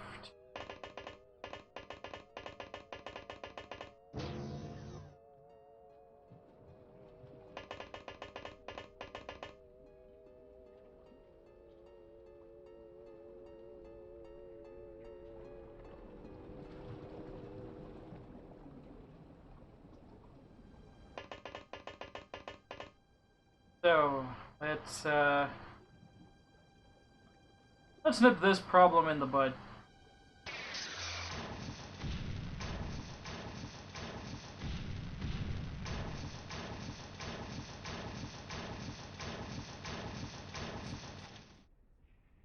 Cool. Anyway.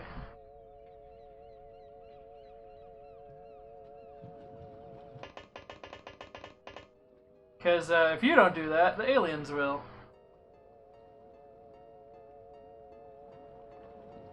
I'm personally not a fan of Iron Man modes. I'm gonna have to agree with one other streamer and LPer that I've seen play a lot of games and say it is the button you toggle if you just don't want to have fun anymore. And I think the only game that I play Iron Man mode in is Stellaris.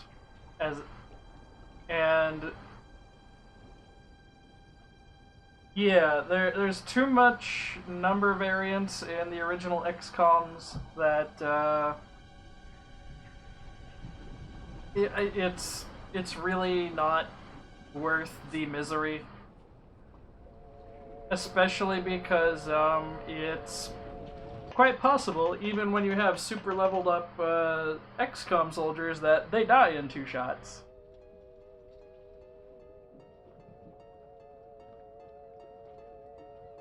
Yeah, that as Coyle mentions, the other issue is once you start losing in XCOM 2, it just keeps coming.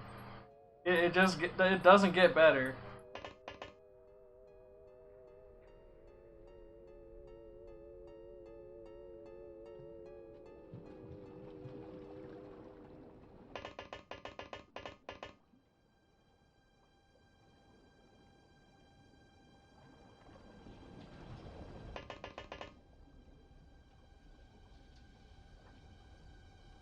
Oh, I'm not sure which super monsters you're referring to, but generally speaking, things like the Faceless, I think they were called, are really mean and terrible. It felt like they wanted to make a skirmish RPG rather than a strategy, rather than an XCOM strategy game like this, where yeah, I'm at a disadvantage against these aliens, but eventually, almost all of the difficulty is front-loaded, and yeah, it's the story is that you learn is mostly discovered through carving up or interrogating aliens, and it's not a big bombastic story. No, this is a pretty simple story. This alien invasion force had Earth as a gas station rest stop.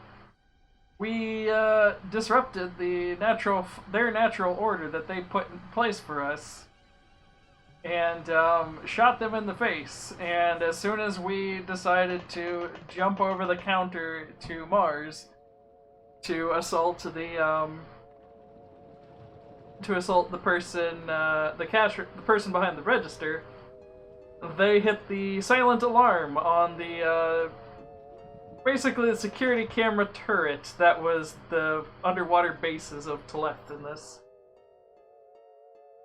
The alien hunters were awful. I cannot think of a less fun set of boss fights in a lot of games. And yeah, if you want, Xenonauts is pretty solid. I am still infinitely mad that psionics are just not an option. I understand why they did it, and while I can agree with it, I don't have to like it.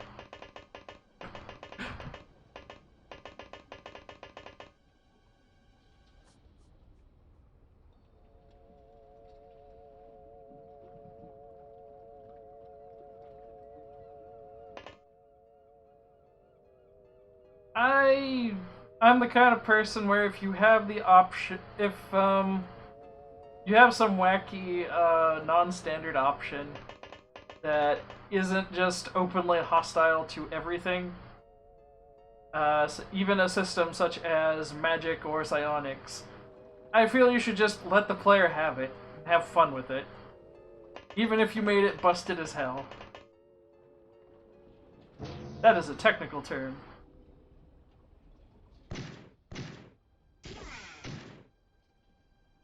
Oh boy, that's not the last one, huh?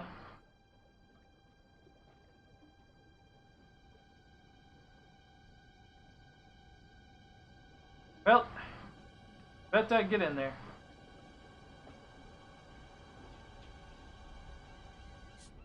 Probably should have sent Tivadar. Tivadar's immune to fire.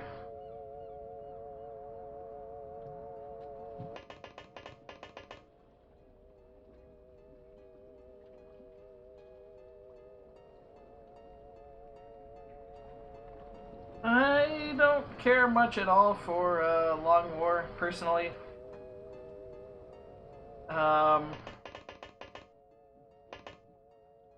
Mostly on the grounds that it's turning this nice turn-based strategy game into a really hardcore, really dragged out RPG skirmish game that I just did not sign on for. And yeah, it adds a lot of as much busy work as the base building and management micromanagement as this adds is. I don't feel it's quite as egregious, and also I just noticed the pre-rendered graphics of these neat little engines back here. That's neat. They look a little out of place, actually.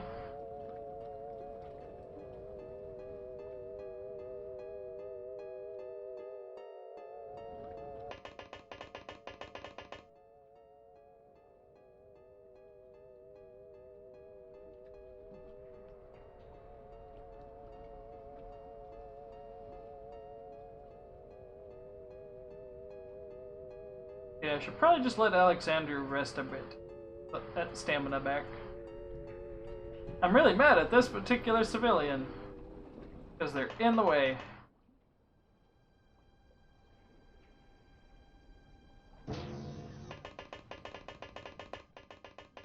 Oh my god.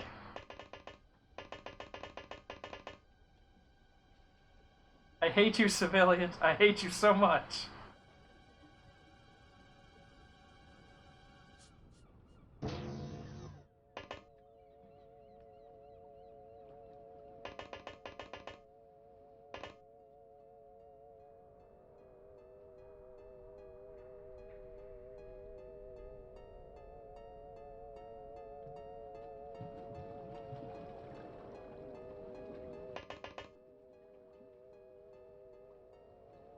I seem to recall seeing something up here, actually. So...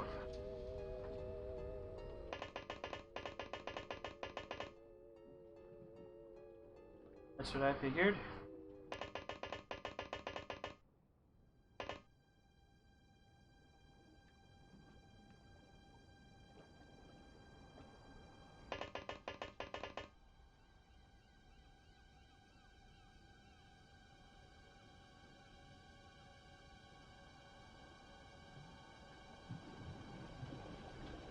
Nobody appreciates the timers that XCOM 2 added, as far as I am aware. And a lot of that, or the main reason it was added is because the devs were annoyed at for the same reasons Microprose was annoyed when they made Terror from the Deep here, in that too many people were whining about how easy the first one was. And they didn't like the fact that people's playstyles was basically just march in and overwatching Death Wall. And yeah. So they wanted to put something so you couldn't just slowly go through a mission and guarantee a win.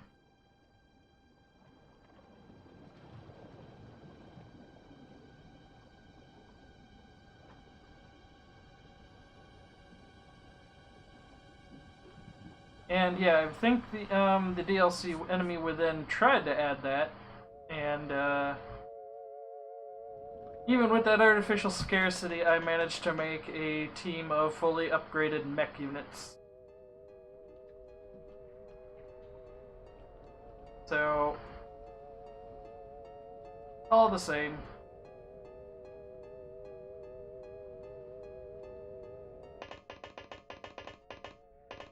Here's this last stallion. Oh, yeah. Oh, right. Alexander, I don't think is wearing good armor. So, Alexander just cooked a bit here.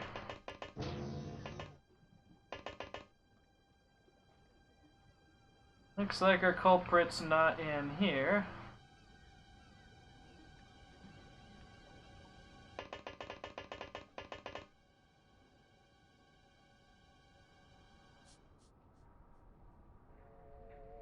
I can figure, I guess, is back here somewhere.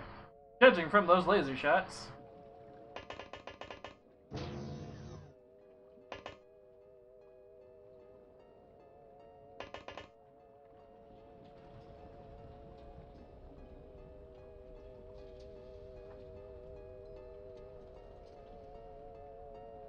Yeah, you could. Yeah, that was.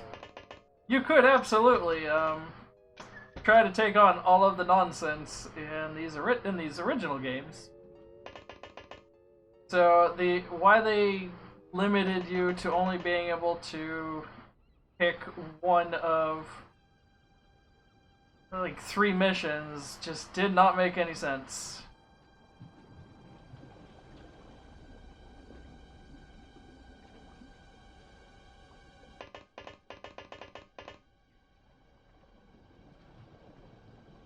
Please, sir, move. Please, I'm begging you. You're stuck.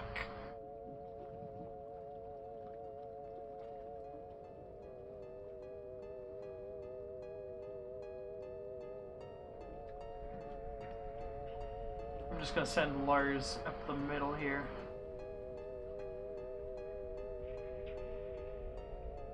Get in there, Lars.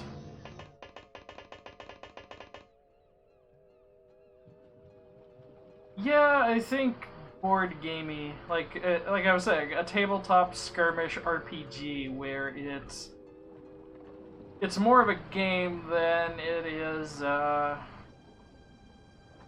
reasons for doing it is less because it makes sense and more because game mechanics and balance.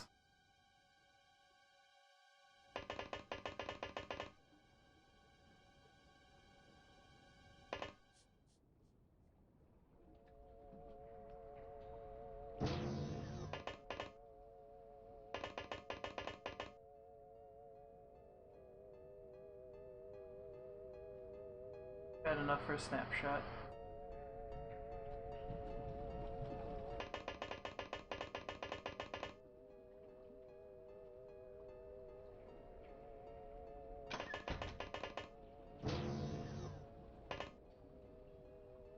I call this room is also nasty because even if there might be somebody standing right here, and because of the layout, it is impossible for any of my units to ever see or notice that there is a unit here.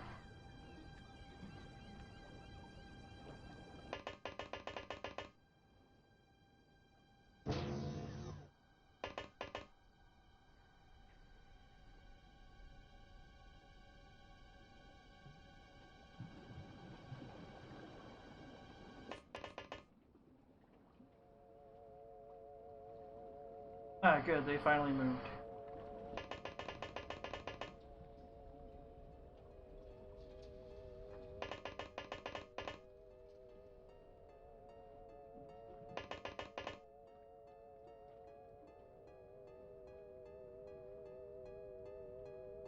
Oh boy.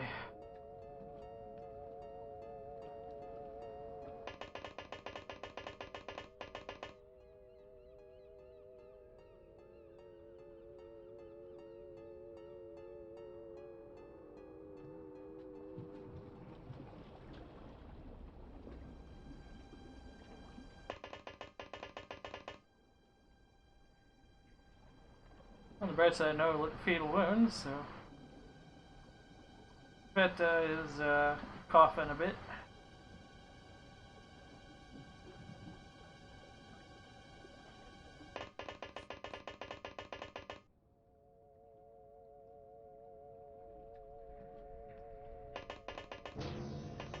Get up there, Seth. You can do it. You can't quite do it.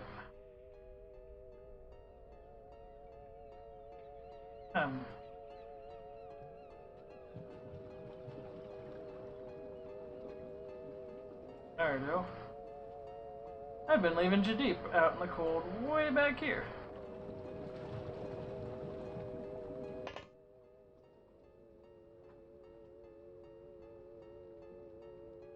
I should probably send somebody up there somewhere.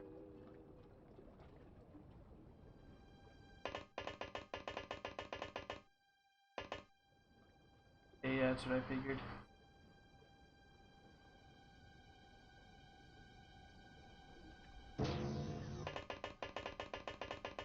Reveal yourselves.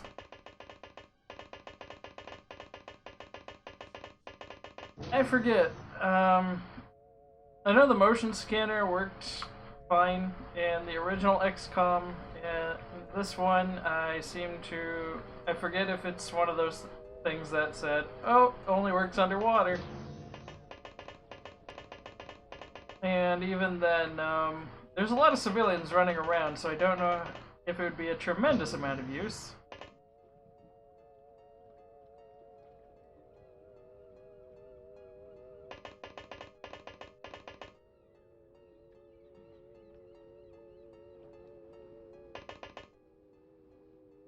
It's good to hear it's amphibious.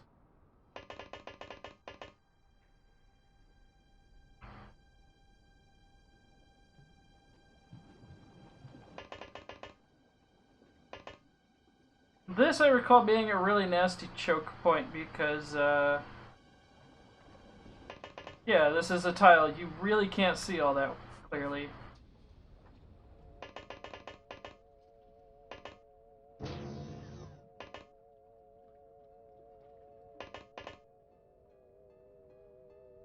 Enough for a snapshot, but oh well.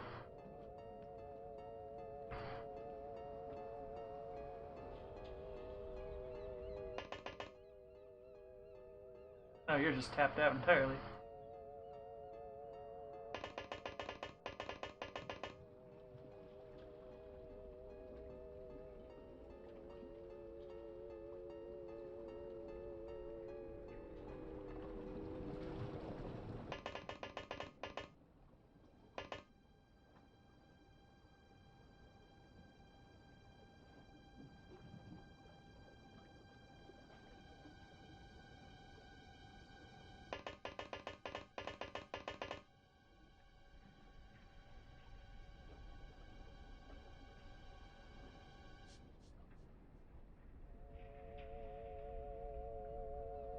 Where? Aha!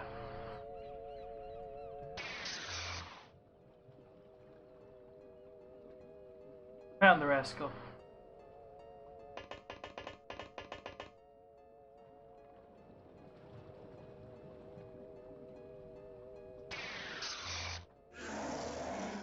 Well, one of them. Looks like there's still more.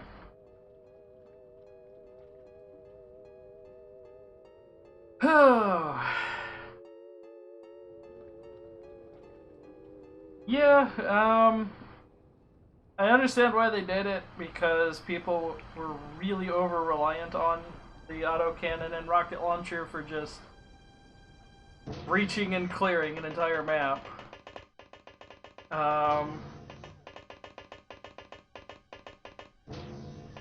All the same, still a jerk move.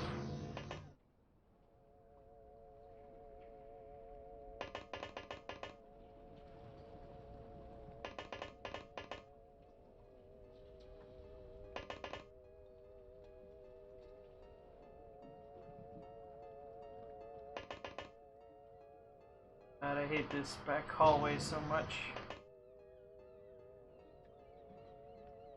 Full of everything that violently explodes. Then on top of that, yeah, tight narrow spaces that enemies can easily hide and ambush you from.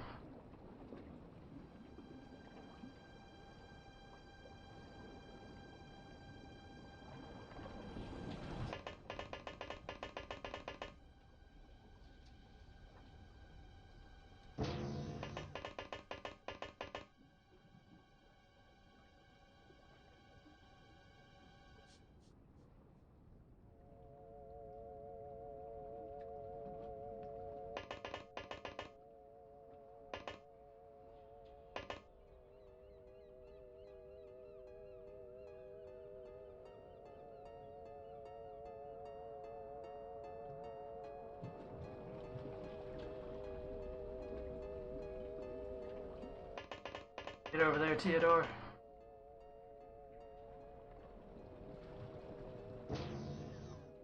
We're finally running out of ship, but I recall the last mission I didn't have to root out the ship this much. Oh my god, civilians, please.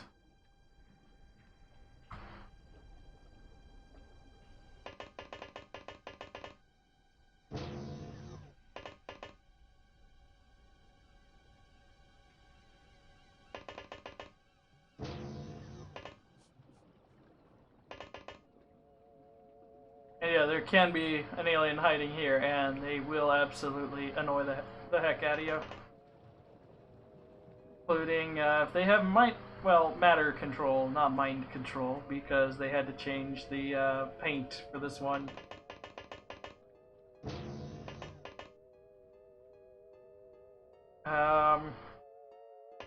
They can hide there and just matter control you from anywhere on the map.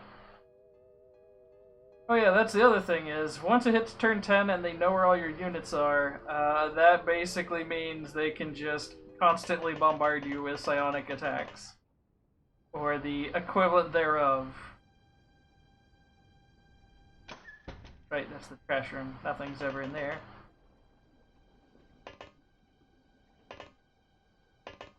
Right, this is the really bad floor.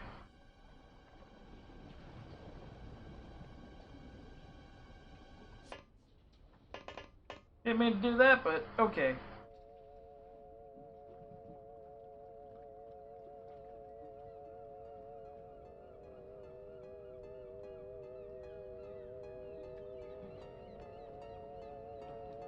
Alexander, you can just chill there.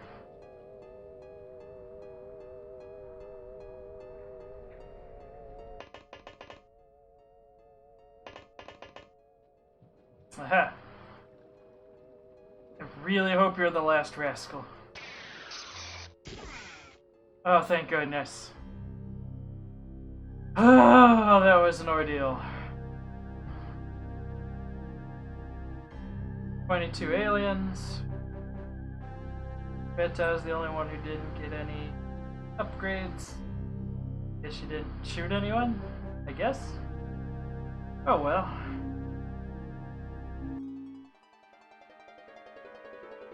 Wow.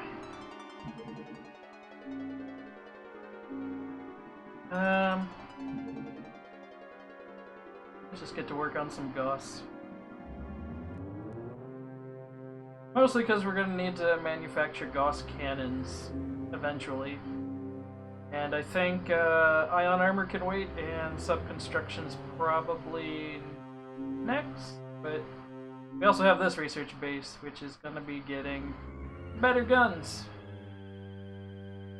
Tell me the secrets of guns.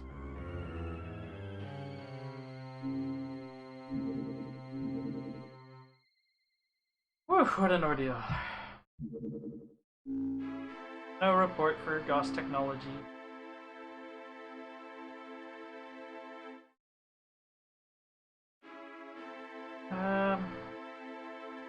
Let's look into how to make sub. How do we make water boat go fast and not explode violently? Got the workshop up, so we can manufacture the cannons and such once we get that ball rolling.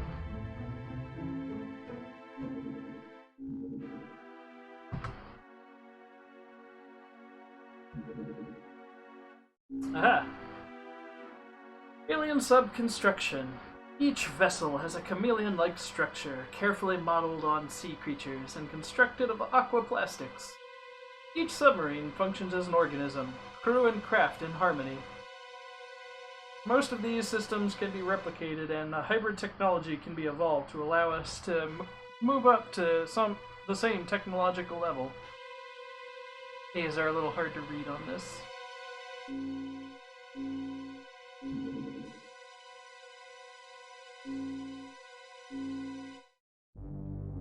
What's that Gauss pistol? What am I missing from that tech tree?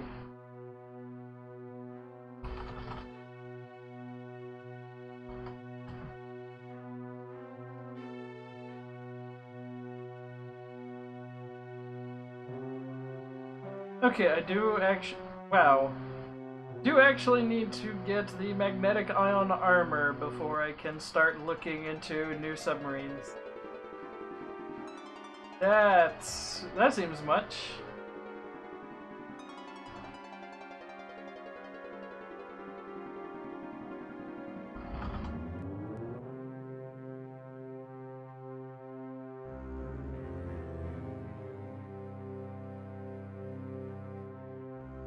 Okay. Just gonna neurotically rapidly save over and over. Gauss pistol. I seem to recall the even in this one, the Gauss pistol is better than the gas cannon for just raw damage. But gas cannon has the advantage of being explosive and exploding.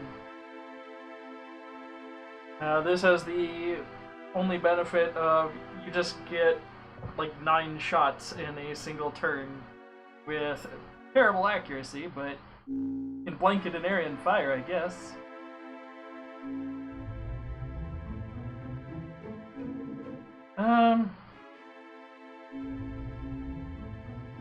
Well, I guess we're working on magnetic armor if we want better craft, because we've already seen one large ship whiz by. We're gonna have to... Can't keep kicking that can down the road. Aha!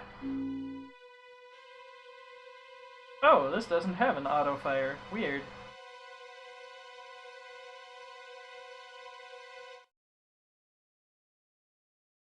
That is kind of dumb.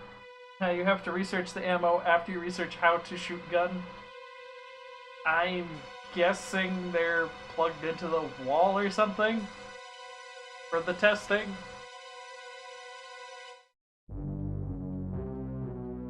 It's dumb, and it's an added unnecessary step because they were annoyed that lasers could be useful well into the mid to late game.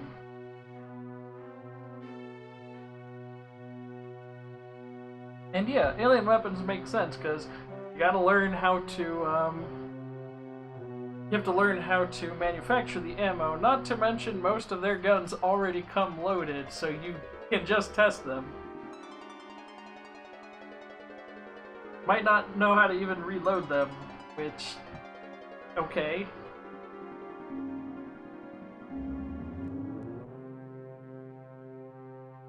Just gonna hit the blast a power clip.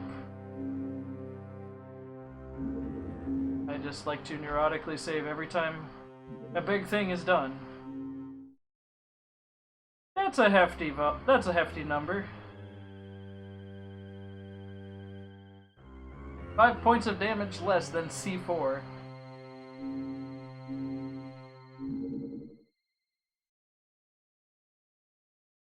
Oh, new fighter flying, so I guess I just got that now.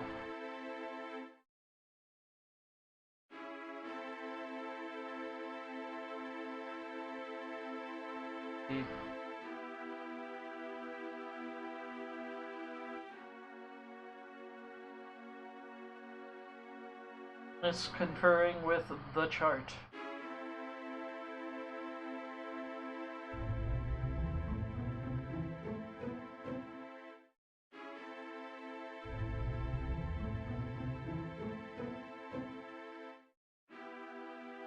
Oh, just a Gilman soldier. Got to check that.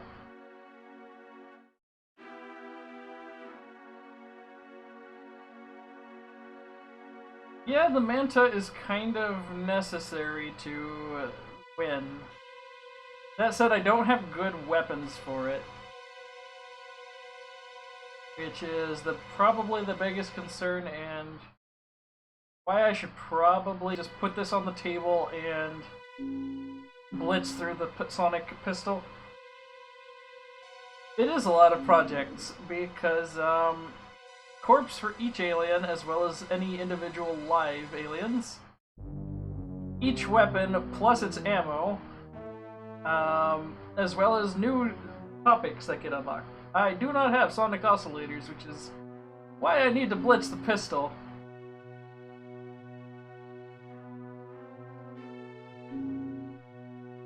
Yeah, I'll take it. Oh. We apparently finished mag armor at the same time. The highest grade armor. It's only marginally better than the magnetic, or the non-magnetic ion armor, but it flies. Or at least, it allows you to fly on aquatic missions.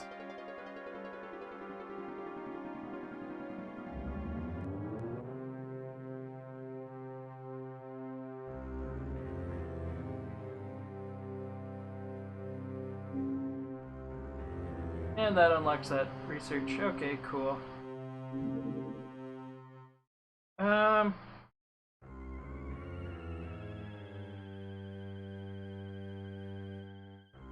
think I have you folks work on that. Actually, let's go down the Gauss tree for a bit, so we can get to the the aircraft Gauss cannon.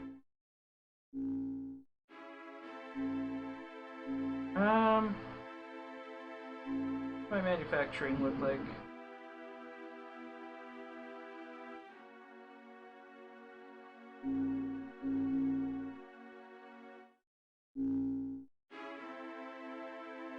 Ah, good, you've healed from your injuries.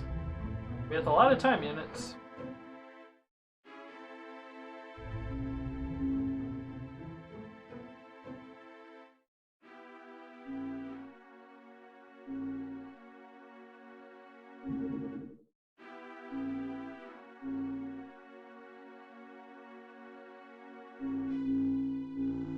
I think everybody... Oh, no, we've got some folks not in armor. Here's your armor, since you have some kills. No kills yet. You're improving, but you need to get a kill before you get your armor.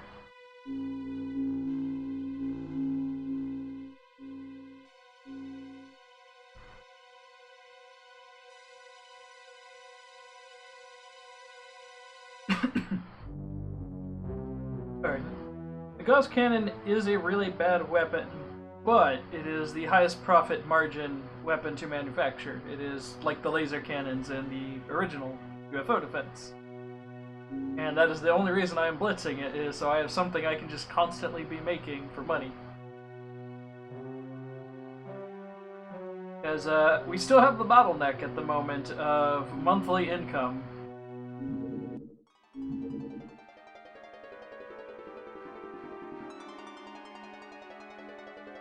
I should also check the graphs. See what's up. Alright, there's a base in the, there's a base in the Antarctic I could probably visit. Yeah. It's got a lot of activity. They're probably gonna be mad that I haven't been addressing that. Actually, no, my score's fine. I'm gonna kick that can down the road. Aha! Yes.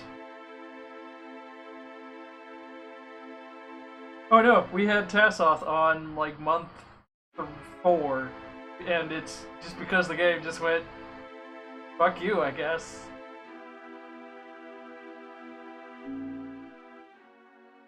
Pardon coarse language, but yeah, we don't need those sonars anymore. We got a transmission resolver.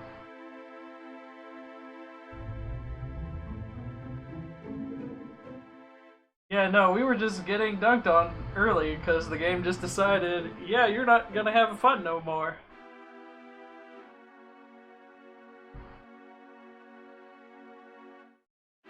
I want an MC lab, but it's really expensive. I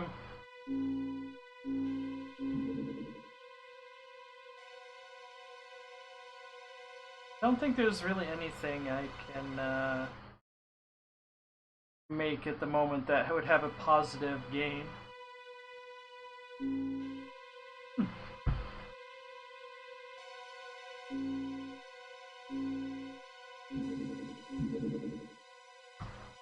But anything in this ring is now 100% going to be detected. Aha! Gauss rifle. And the heavy Gauss.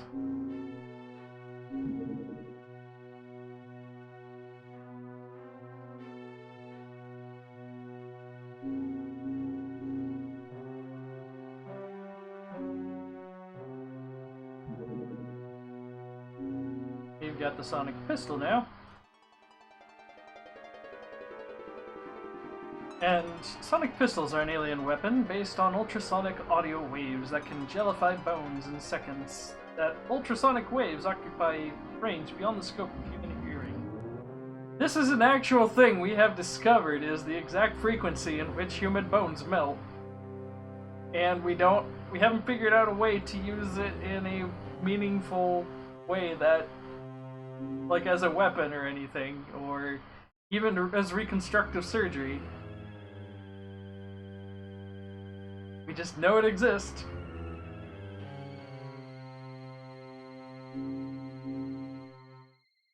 What's that clip?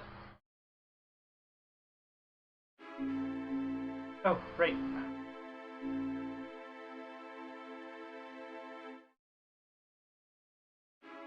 Almost forgot. We've got some dead bodies to hawk for a few extra bucks.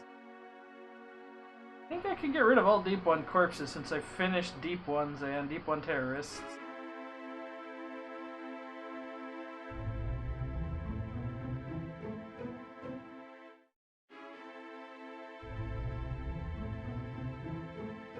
Also, sonic pistols I don't need a lot of.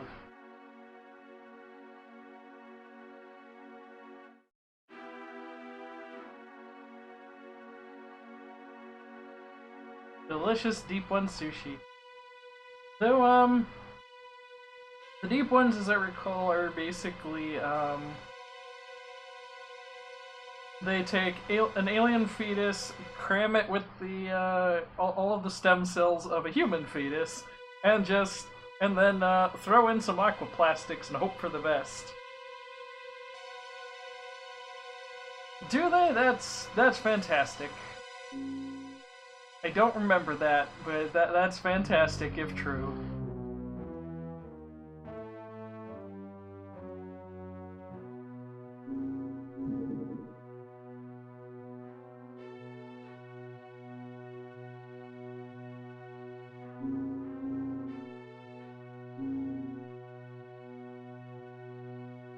Everybody is very happy with me. I get extra $1 million. Cool. It is now June.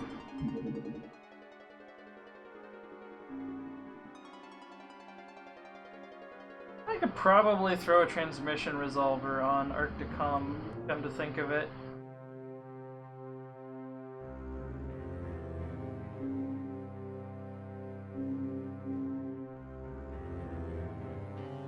Oh man. All that lobster meat.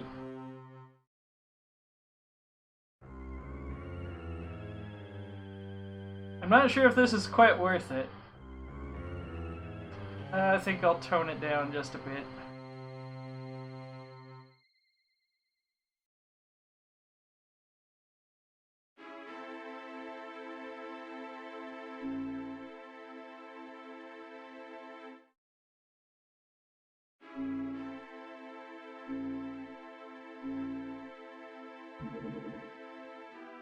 Why? Why do you do this? Why do you hate me so? Another shipping route. Oh, I can't remember if there was a way to scuttle these missions somehow without too much of a penalty.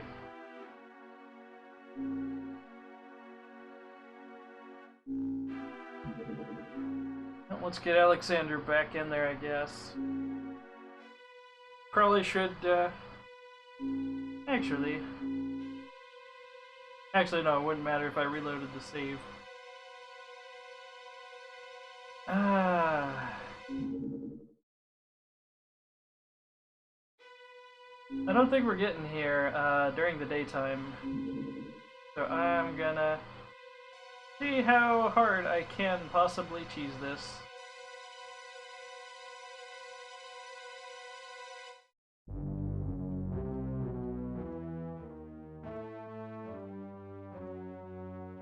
This is gonna be a challenge.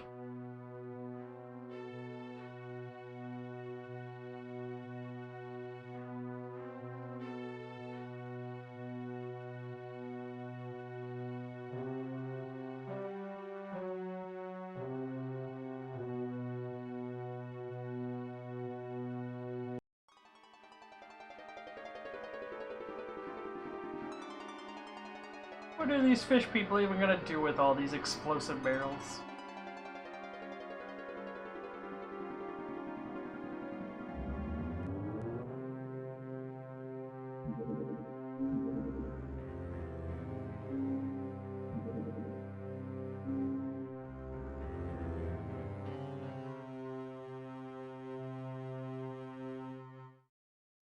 Oops. That's gonna hurt. Yeah.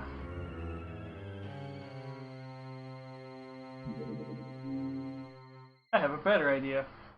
One that isn't garbage. Yeah.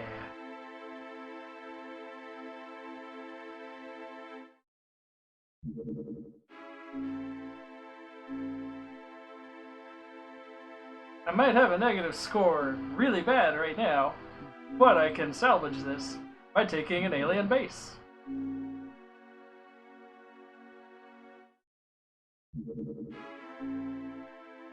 With that... Also, wow, yeah, the sonic pistols are, I believe, as strong as the, stronger than the heavy Gauss. Let's get to work on that sonic oscillator. Where is it? There it is.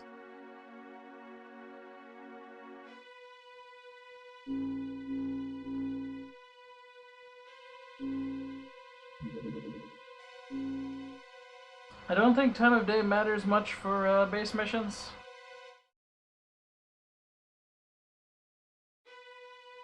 And worst case scenario, we will just reload the save. Well, maybe not tonight, but we'll see.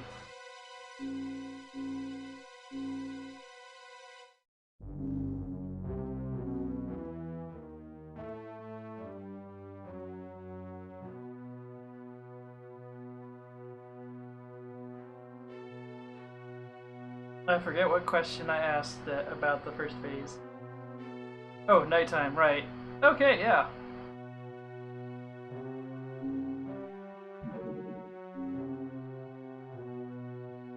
Let's phase out the jet harpoons.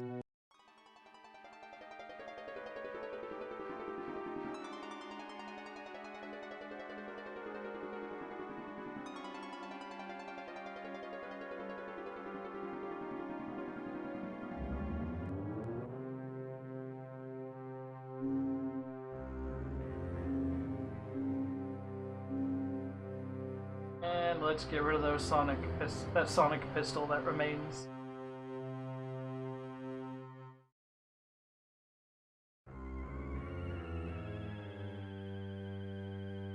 I plan to keep at least 2 thermal shock launchers, because, hey, ranged stun damage.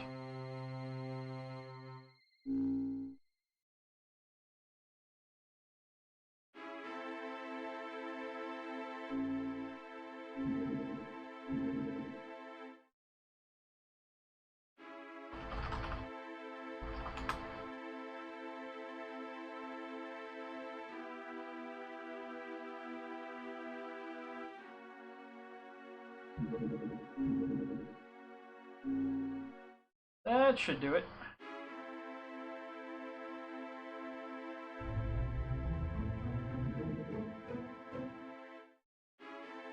Oh boy.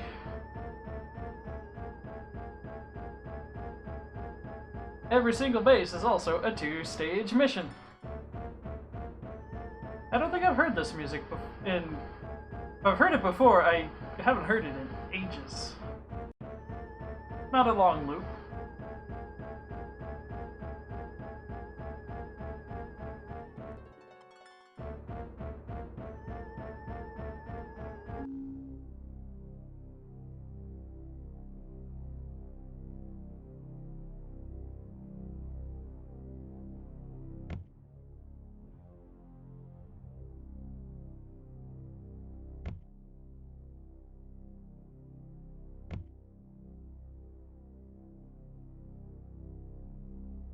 Alexandru's still going in with no scary guns, just the stun stick.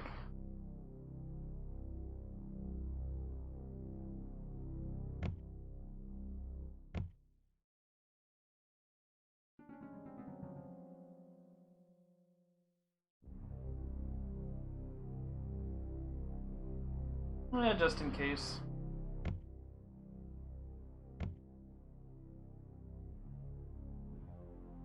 Also, no fair, their guns hold a lot of shots in comparison. God, I don't even remember how many shots a Gauss rifle holds.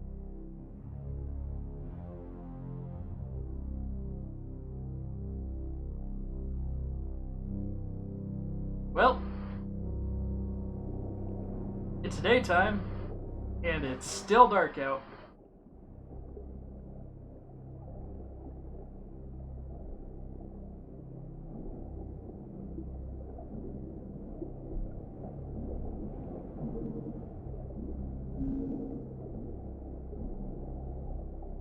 The game in general looks a lot darker than it's supposed to.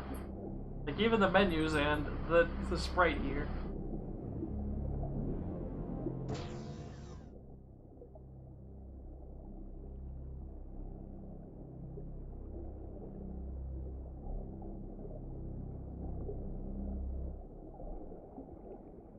I brought flares, but they're all on the ship.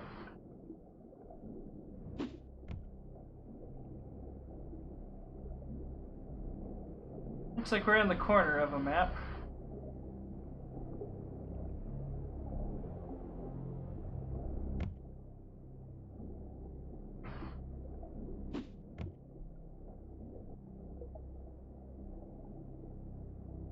Oh, hi. The rarest enemy in the game. I forget what it's called, but it's... I also recall this thing isn't a tremendous threat, and it just almost never shows up anyway.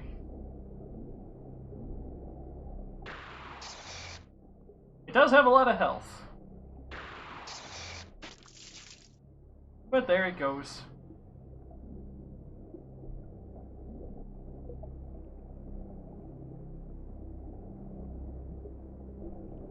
Hallucinoid, that was it. Thank you.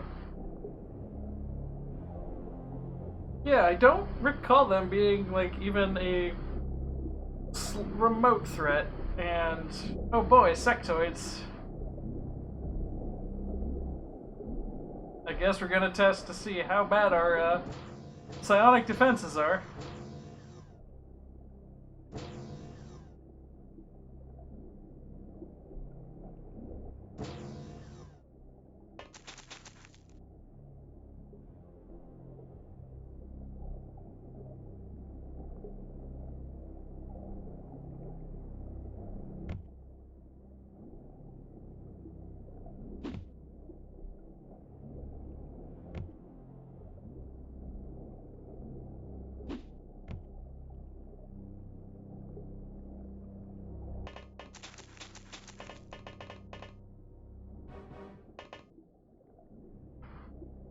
This place is shaped silly.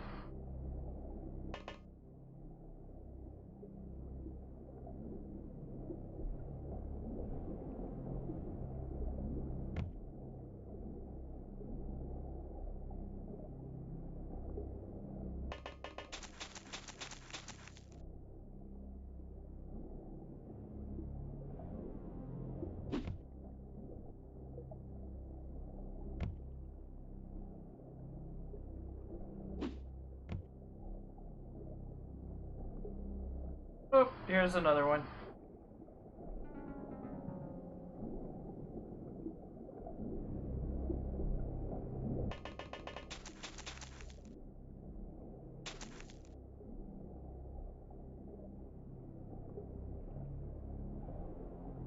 How do you not have a line of fire?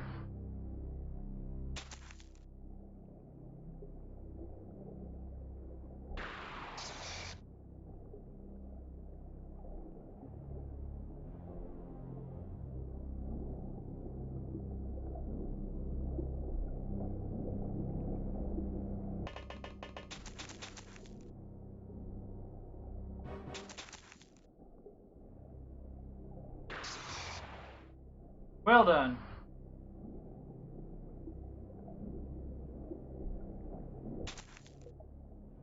Also, as a Slight mechanics, I don't know if I'd call it an exploit, but when you tell a unit to move somewhere and it's an about face, normally each 45-degree turn costs 1 time unit, but if you tell them to about face, it doesn't cost anything. So even though he only had 4 time units and was facing that way, I was able to get him to move 1 extra tile away. For what that's worth.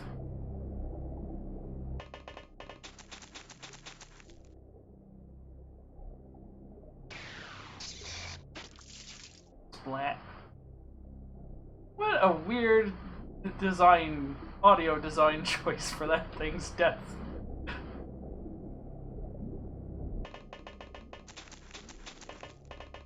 I mean, it makes sense because it's just a flying pile of guts, essentially.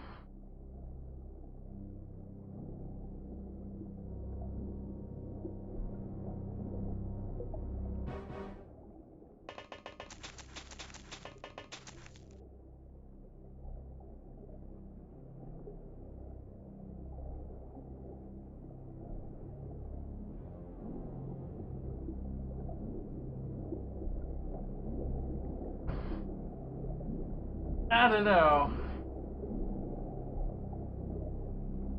Granted, I haven't heard a lot of jellyfish being dropped directly onto the floor.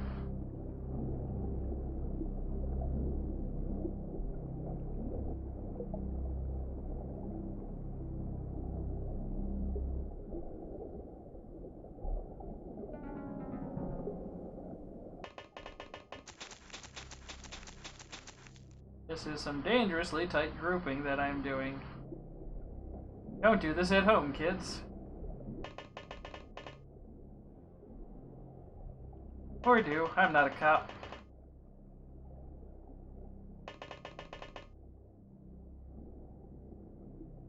Good night. Have a good one. I'm probably gonna wrap up in like 20 minutes.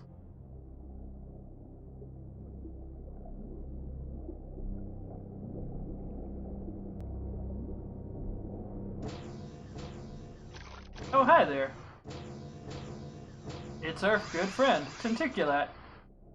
Uh-oh, Bernardo. Aw, hey.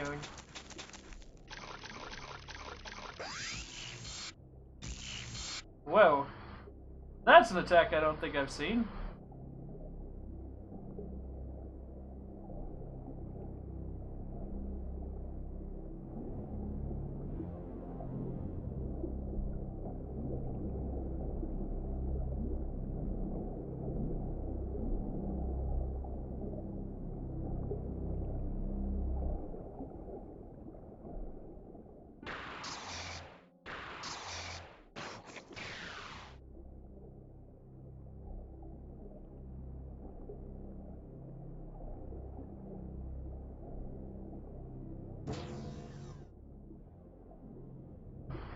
It was a big orange shot, which is not something I can recall.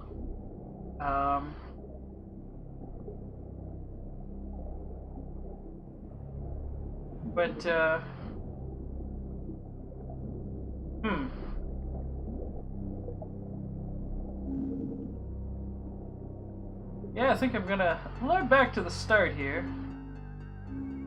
Let's get some Aquanauts to replace, Hey, you in here?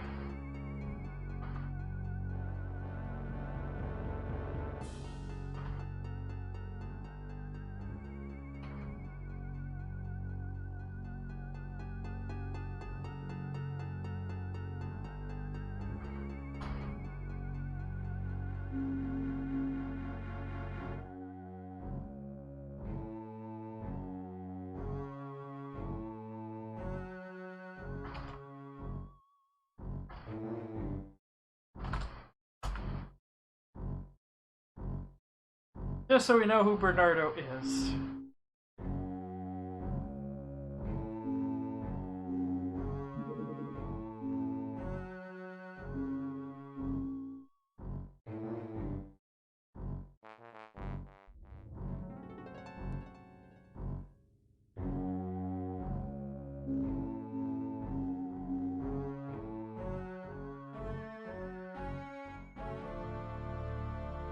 I think the most distressing thing thus far is the fact that I have not seen a lot of USOs.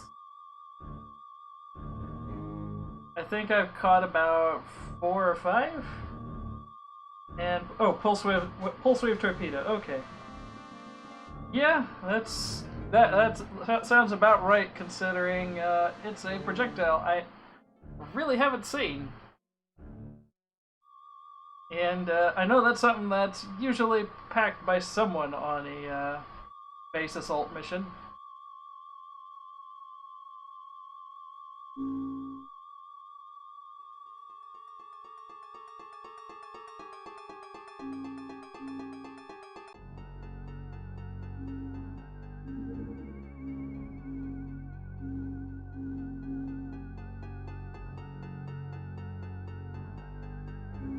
About 20 researchers.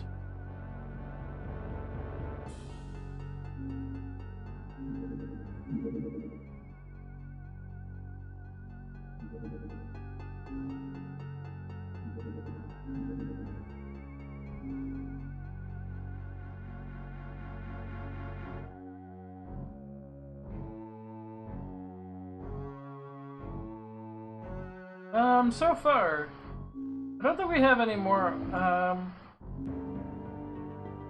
yeah, we don't have any new faces in the, yeah, we don't have any new faces in the memorial. It's just been a slog of a terrible shipping mission, which is what's, we got another one immediately waiting us, so at the moment I'm trying to cheese it and maybe get the points for it, because a base assault I think is a little out of the question till we get some MC readings on our soldiers. Maybe. Or at least a chance to replace the current soldiers.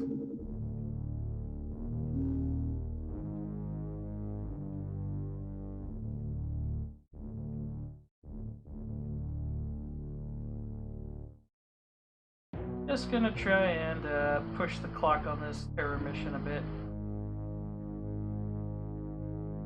Because the surface of it, I don't think time of day affects the second half, but first half is awful enough. I don't need to be leaving stuff to keep it worse. I think I'm struggling with words at the moment.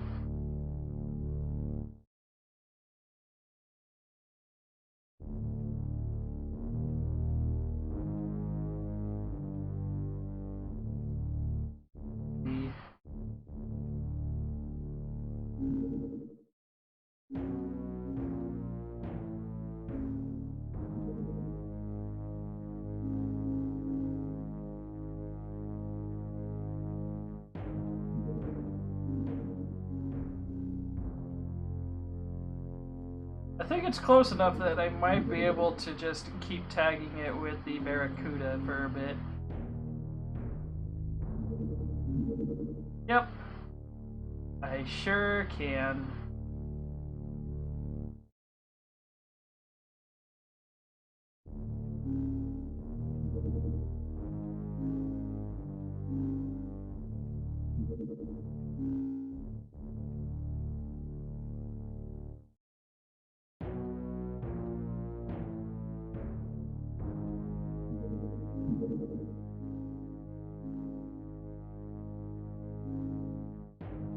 How much fuel is left to go?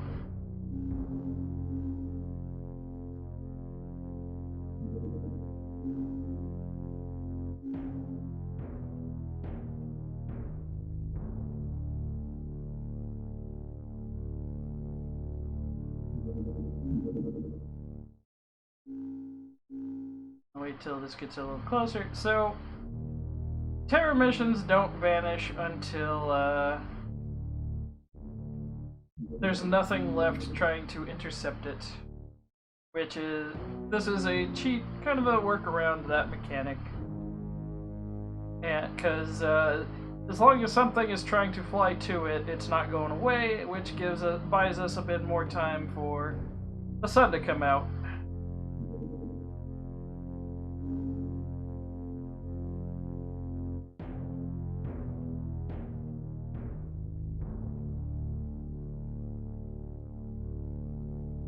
And I think I'm probably just gonna save at the top of this terror mission, and we're gonna pick up from there next time.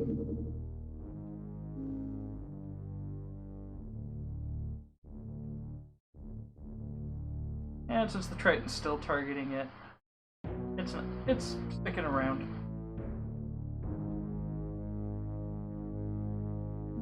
Very narrow that it got all of the daylight possible. But still counts.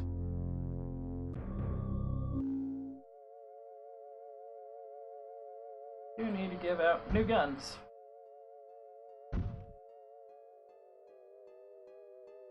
But for Alexandru.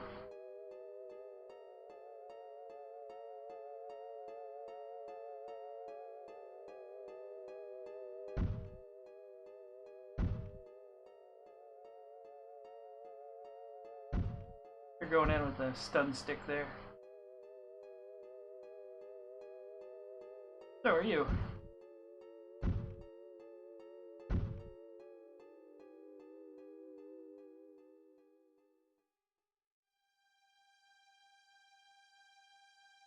Probably should have taken her armor off.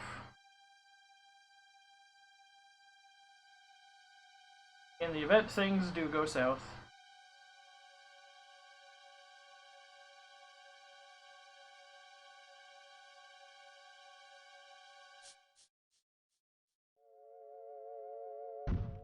Deep, go ahead and pack a taser. I believe in you. Alright.